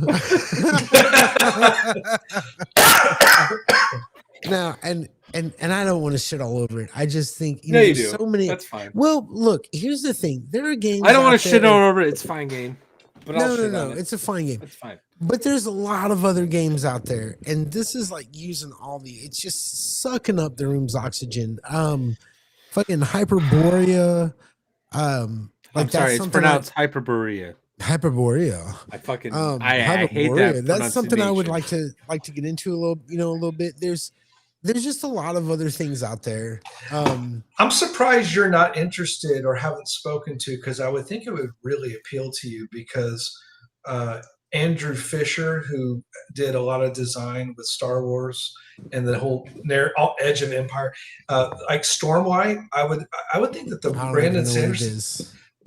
Brandon's the dude. Brandon Sanderson, the sci-fi author. I'm probably never going to get excited about a fantasy RPG. No, it's not a fantasy. It's a like a sci-fi magic fantasy. Someone in chat, please tell Gary what Stormlight Archives or I fucking did say that at most. We're gonna put that on our merch, which is coming. I'm gonna tell you what. Second watch merch. I'm gonna tell you what. Shadowdark is like hooking up with a lady who is one step up from ugly.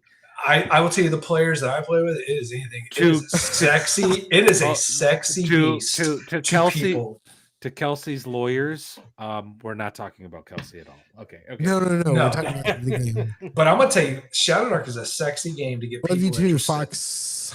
The art and the whole theme, I draw a lot of people in just on the feels of Shadowdark. That's how I think how everybody is on Shadowdark. It's like, look, it is not a perfect OSR game. I will not die on the hill that if you're into OSR, you should be playing Shadowdark.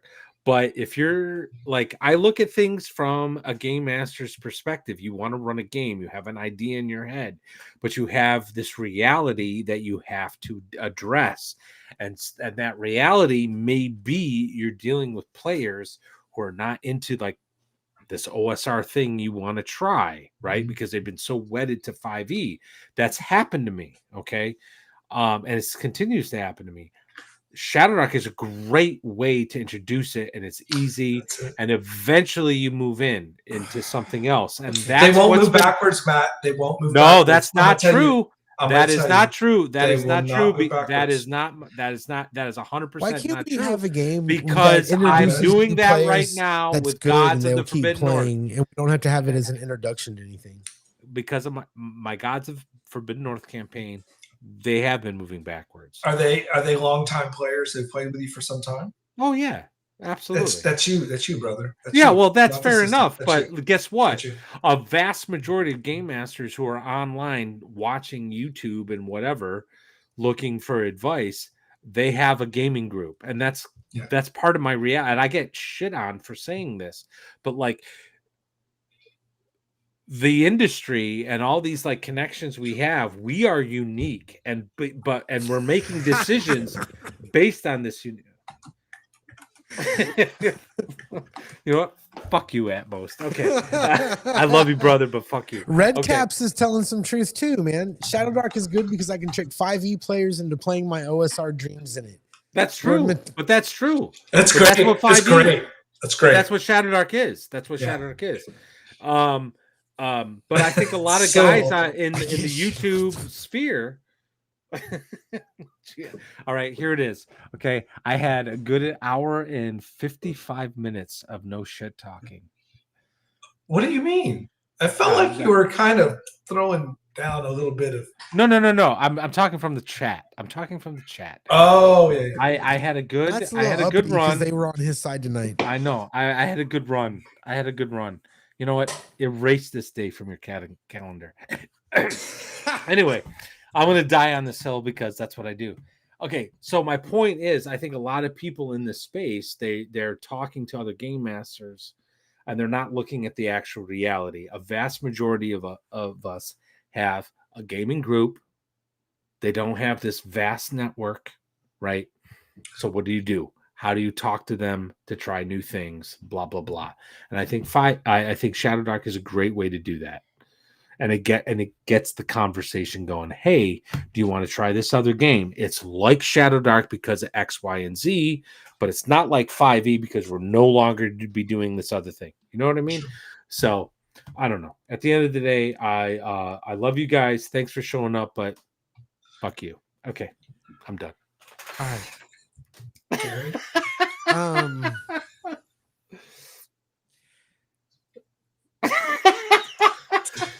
This show was But that it was brutal. You don't understand. You don't understand. Is this the most brutal chat in the Second Watch history? It feels I think like so. It feels like it. We're getting And it's good. We're getting fucking excoriated, and I love it. So, real quick, I do want to clarify because I want to make sure everybody understands. I haven't said shit about Kelsey. I got nothing but compliments I for don't her. think, yeah, that's nothing. And I have not. I don't want it to be like I'm shitting on her game. However, I don't. It's not even the game. It's not even the fucking game, man. It's the fact that every time we talk about it, it's just. It's like it's fucking oppressive, man. What would you prefer it to be? Insert Something other else. game here. I just don't think it's that. I think it's fine. You know what I mean? I think it's fine. I think there are other games out there. Look, I'm gonna tell you the truth, and it's not my aesthetic. Neither is Shadowdark. I would rather run Lamentations of the Flame Princess than Shadowdark. Okay, hold on a second. Can we record this? Say that again. All right, get out your sampler. You ready? I'd rather run Lamentations of the Flame Princess. I'm so drunk. I'd rather run Lamentations of the Flame Princess than run Shadowdark. And the only reason I say that they're not that different, but Lamentations does strike there are certain sort of lines in the sand which separate it from other OSR games. Absolutely, you know, mechanically, aesthetically, and everything else. Thematically, right? Whereas Shadowdark, you're right, dude. It's for kids. It's like what's that horror movie? What's that horror movie that's not scary? You show your kids first. Yeah, right. Like it's kind of scary. Reductive. Like you let them watch the first season of Stranger Things. Yeah, but that's reductive. I would say, you know, let's not dismiss it as something for kids just because it's accessible and simplistic doesn't mean it's less quality. I mean, people are playing the game. If you're saying it's a fad or saying that it's just whatever, I mean, that's just, we're not engaging with the reality. The reality is that people are coming back. I mean, it's, and by the way, if I could choose but any if that one were game, the, if that were the measure of a good game, then 5e is the fucking greatest role playing game ever made. Right? I think if that were the measure, that's not necessary. I mean, we're talking again about small subset, but I do think that, by the way, if I could choose any one game that I could magically snap my fingers and have every single one of its products, because I'm a collector also at heart, it would be every Lamentations of the Flame Princess product ever created.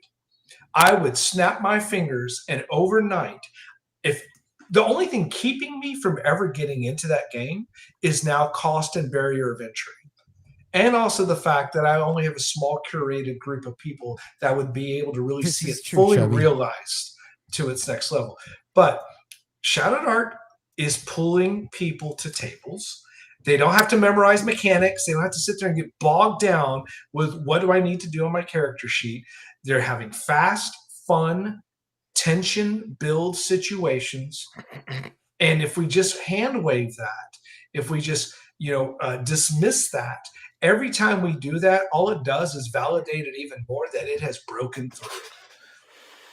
No, dude, it's the shit. It's what everybody wants. It's like, remember when Cool Ranch Doritos came out?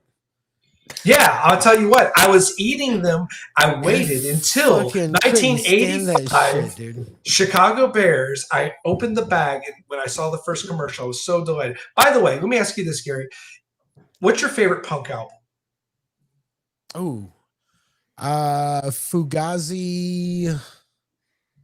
No, Minor Threat, red cover. I don't know what it's called. It's just Minor Threat with a solid red cover. Sounds like something that didn't sell very well. It's just bro, that's East Coast punk. Ian McKay before Fugazi. Can't. There's nothing you can say that I can't smack down. No, but I'm saying it probably didn't sell. It didn't sell. I mean, it didn't sell as much as Bon Jovi. Yeah, sure, yeah, no, but from a punk standpoint, right? Shadowdark didn't sell as much as D&D. That's not a measure. That's not a measure. Yeah, it is. It's just a measure. It's not a measure that proves quality or whatever. And that's, I think, Brian's point. Well, my point is that there's probably, and I'm not very good. You guys are the punk. Your Honor, I rest my case. You guys are the punk experts, but maybe it's not Bon Jovi. But I'm sure there's a punk band that broke through and sold a whole lot of music. Green Day. Well, I'm talking like original punk movement, like 70s. No, there wasn't. That was there wasn't a single No. punk band that broke through. I mean, the closest you could get to that were the Sex Pistols, and they were a product before they recorded anything. Okay. And I wouldn't say they had a hit, So let's say that any one of let's say Sex Pistols, sorry. Let's say that they break through, people start buying that. Does that mean it's no longer punk? Kind of, because it's an ethos, right? The problem with things, and this is why this is one of the reasons I'm done when I say I'm done with the OSR. Yeah. Is that there's kind of this weird fucking oath or ethos you're supposed to follow. That's kind of what I was dogma. See, you're you know what I'm saying? Exactly. And I never gave a fuck about that. Like, your album's good or it's not, right? Does OSR feel like punk wanna be or punk try to be to you? No, I use a musical reference. It just feels like something. It feels like a term. Like, those games are always there. We can always play those games. But I feel like the term and the movement it's run its course. I would concur. What I mean? It's like any other pop music genre. Here he goes. Whoa. So, by the way, I am working on my Shadowdark supplement called Halflings, Pipeweed, and Guns. I thought it was midgets with digits. I saw that. I just want y'all to know that I'll be on Kickstarter. You'll have it by Christmas. Anyway. Matt, how do you feel about the over SR? Feel about the OSR? No, the over SR. The over SR. I think the rumors of the OSR demise are greatly exaggerated. I think, hey, Gary, you've had your chance. Shut your pie hole. I'm just trying to draw aggro for you, Gary. I'm trying to poke. I'm just poking. Gary has been talking about this all week. He's like, I'm gonna piss people off. And I was like, okay, bro. He hasn't been me. I don't think he's been. Oh no, he's pissed me off. Okay, well, so no, I'm kidding. Not really. Okay. No, I think the thing with people, what people don't understand about the OSR, it is decentralized, so you really can't put a definitive definition on it. And the reason why it's decentralized is because it's game masters with writing and design capabilities above and beyond your average, I guess, DM, trying to move the hobby forward while appealing to the sort of zeitgeist, the philosophy, the design philosophy back, that started this whole thing back in the 70s. We are currently in, I think, the tail end. I don't know how long this is going to take, but I think we were in like the tail end of like using the OSR to like create worlds rather than retro clones, gaming experiences using that sort of like game design and the BX like foundation. And would that be system agnostic? No.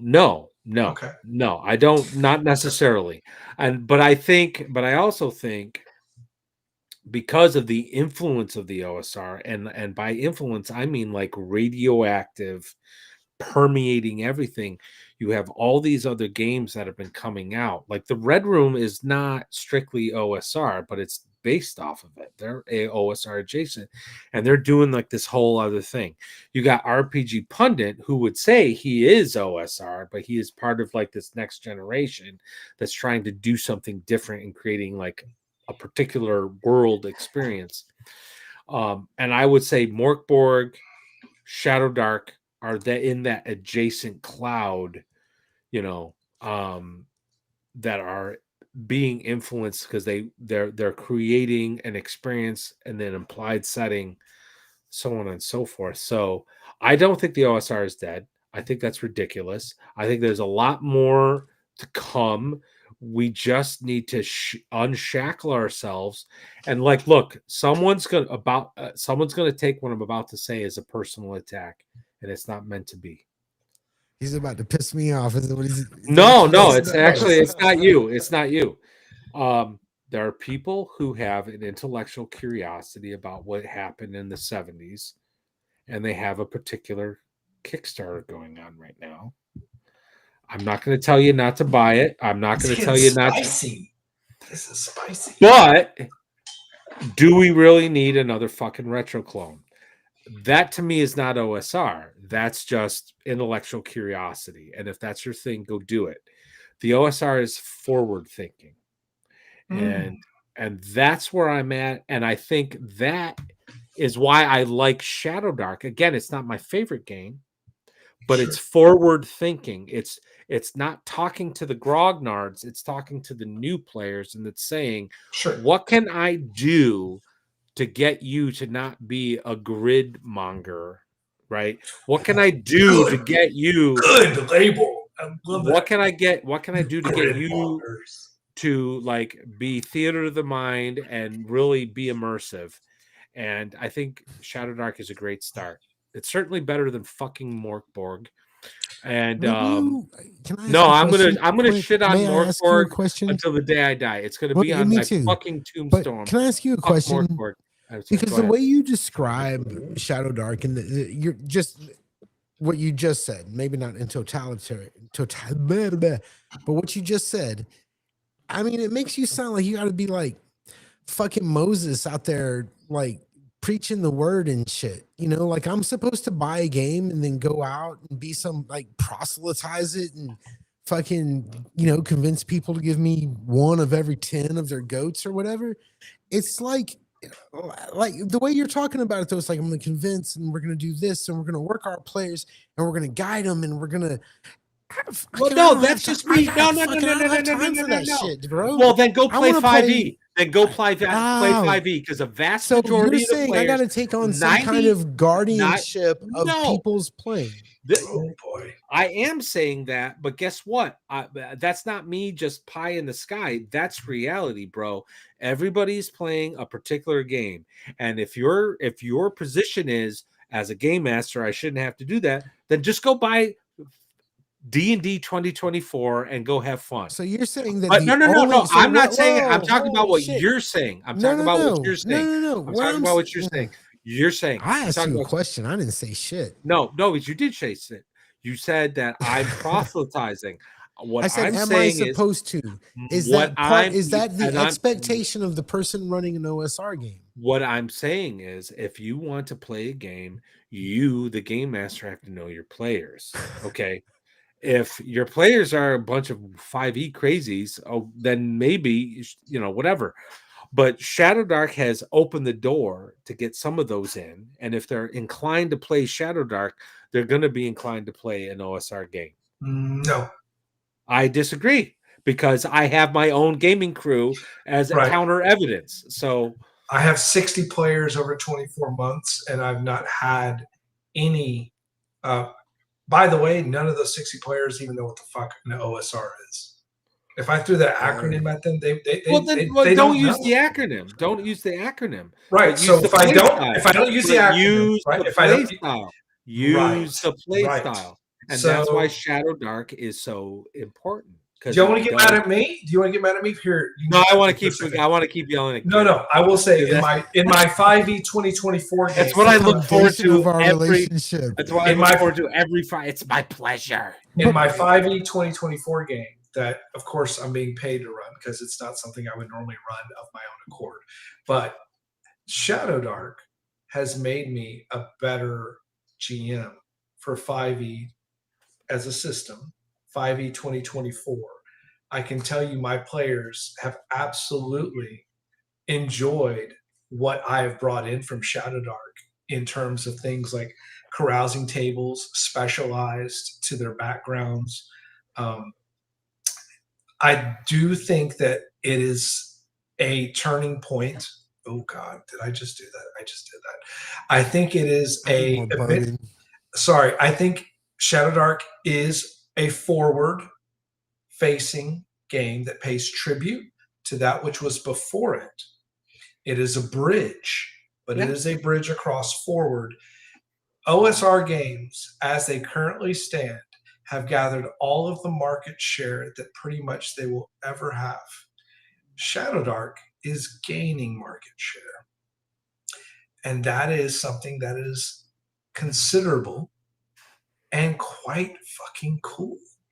I agree with you. I don't disagree. Whatever it happens, and I think Kelsey put down a prediction of 2027 for 6th edition. I think I saw that somewhere. And I was like, probably makes sense.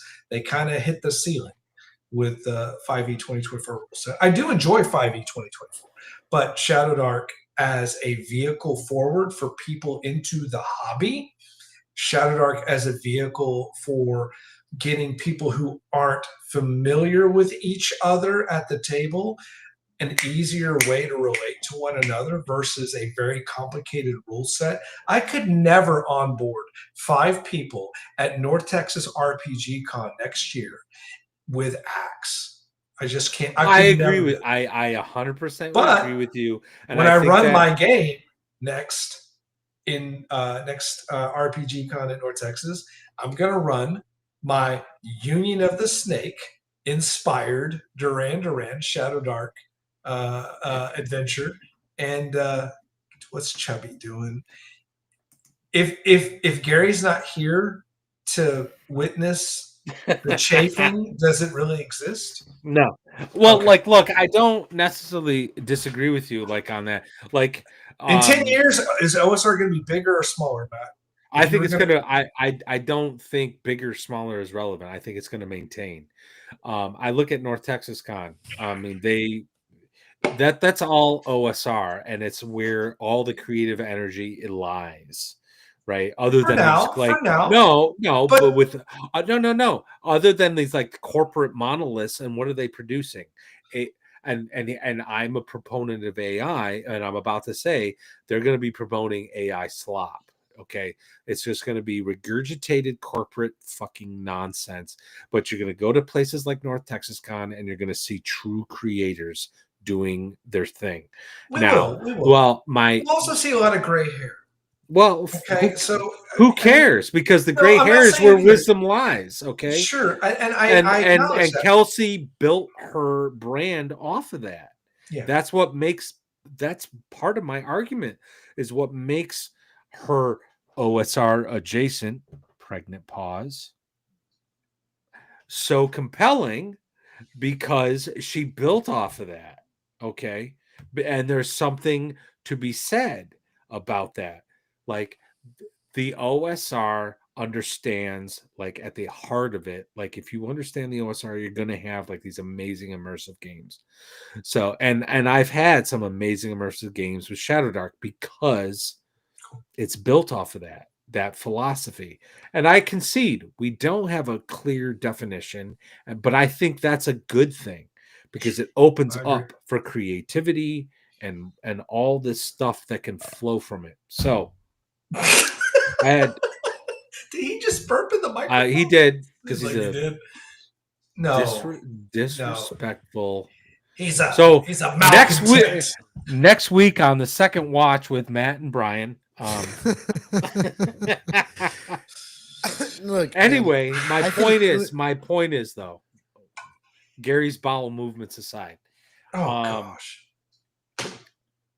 I think it's not so much are young people going to play Shadowdark and then start playing OSC. Some of them might, and that's awesome. The issue is, are they going to play Shadowdark and keep playing OSR style? Because I think that is what we want. Because what we have been seeing I can dig that. is this ultimate like gamification of the system. It's not real immersion. It's players using shortcuts. Oh, I have a skill, blah, whatever. That's what I'm looking for, and that's why maybe in another year or two I'll be talking about the virtues of the new SR or whatever. I don't know, but to me, at the end of the day, that's what the OSR is about. Like, are players actually playing the game? Death Angel Shadow says it's available in the Grumble Bumble at Gary. That's funny. That's good. That's really good. Sometimes I wish I could super chat our chat. Like, there's so much. Bro, you can try. It'll let you. I can boost them and give them money. That'd be fun. I'd go broke because there's so much. I think great. Here's the thing. I don't. Peeps. I don't begrudge anybody playing the old games, and I don't begrudge anybody looking back to the old games. In fact, I love the old games. I play the old games. I think what's turning me off when and unfortunately, this has very little to do with Shadowdark. Shadowdark, when I was listening to Brian talk, Shadowdark does fit at this sort of pivot point between OSR and new, right? Sure, Matt. I guess you could call that OSR adjacent, whatever.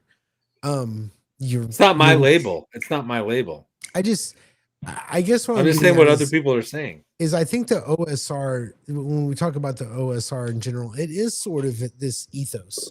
It is sort of this. It's this someone standing up and saying, "I am this." This is what it's wearing a biker jacket with a patch on the back of it, or a t-shirt with a pep squad or whatever the fuck. It's a way of saying I am this thing. And I guess when I say I'm done with the OSR is that I like flirting with it. I like playing those old games. But I've had people tell me, oh, aren't you Erudite was surprised that D&D is not my favorite game and fantasy is not my favorite genre. Like, he assumed I was an OSR guy. Oh, wow. You know what I mean? Which isn't really true. and I don't hold to whatever that ethos about, grim, dark, body count, this and that. I think that's fine for some things, but I don't think it's fine for everything. You know what I mean? I'm not gonna pledge an oath, Well, I don't think anybody who's serious about game mastery and serious about game design feels like they have to pledge allegiance to an ethos of of running a game or whatever.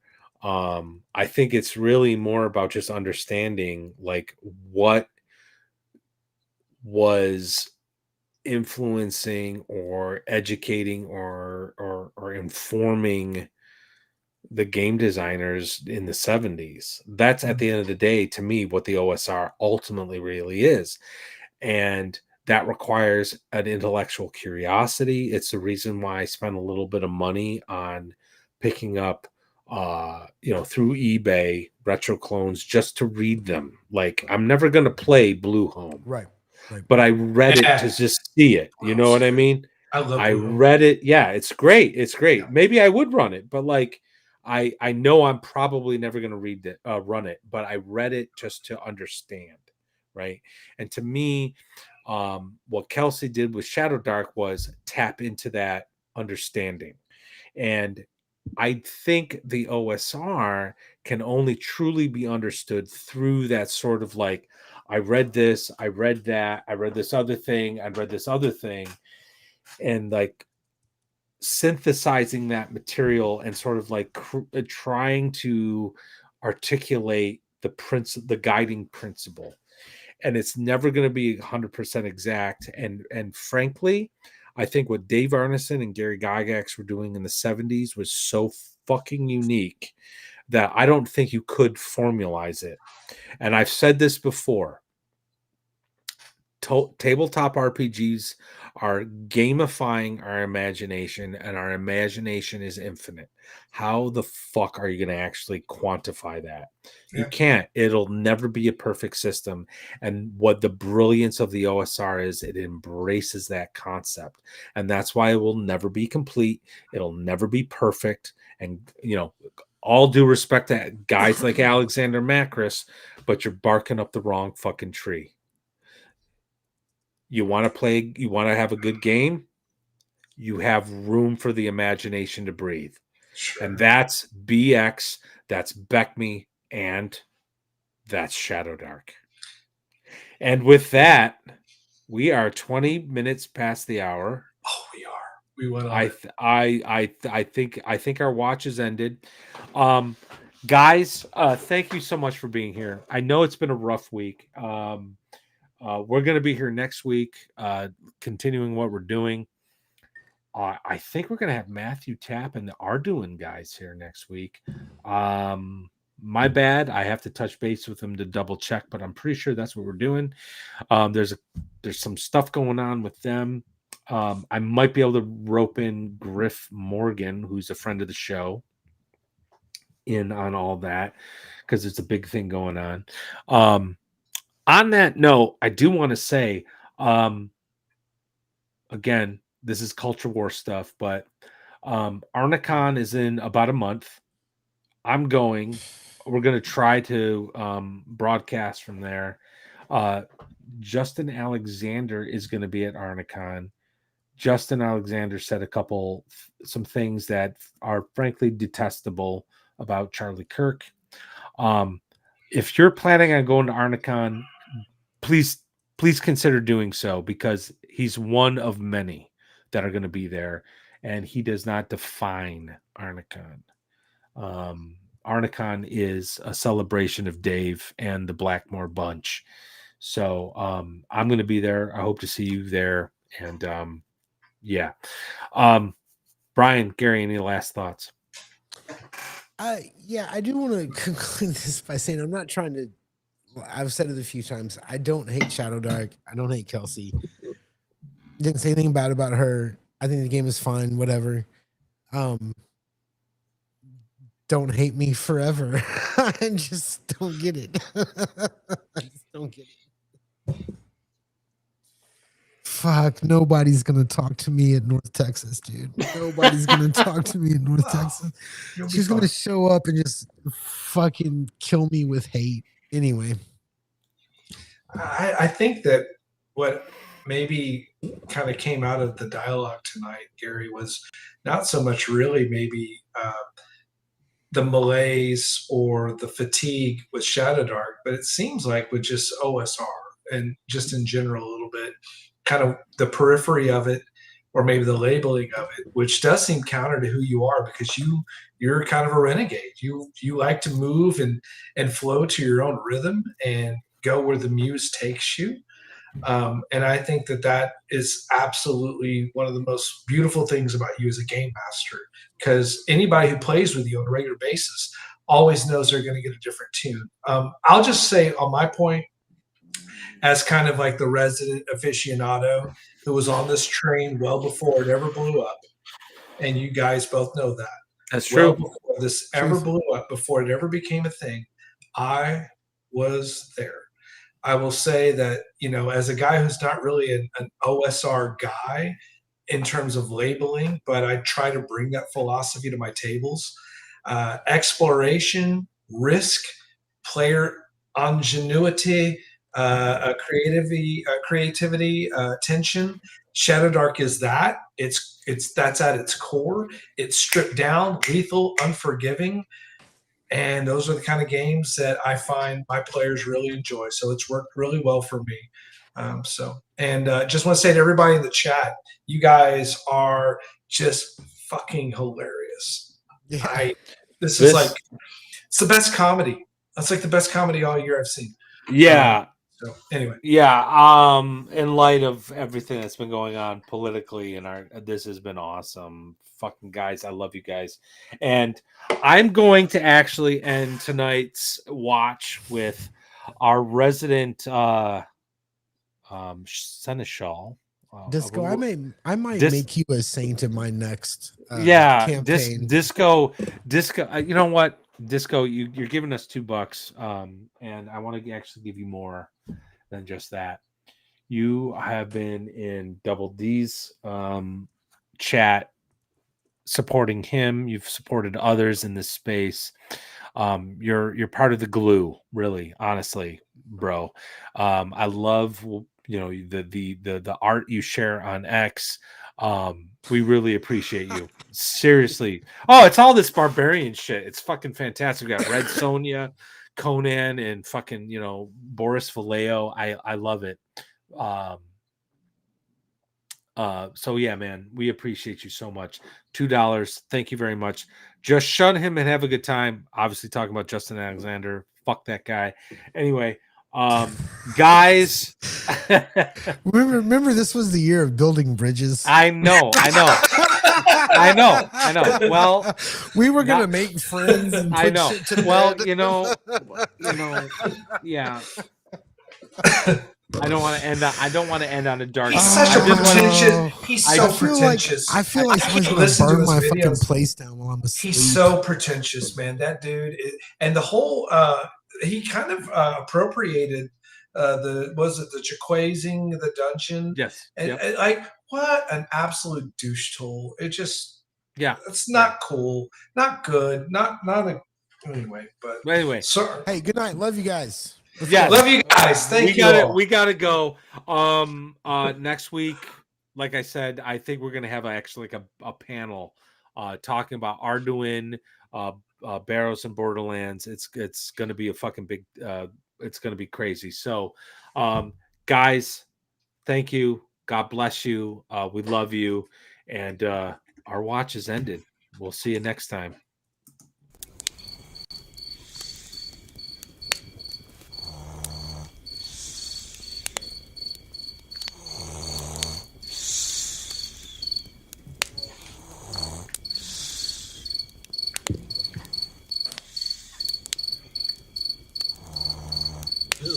Get up. I think I heard something.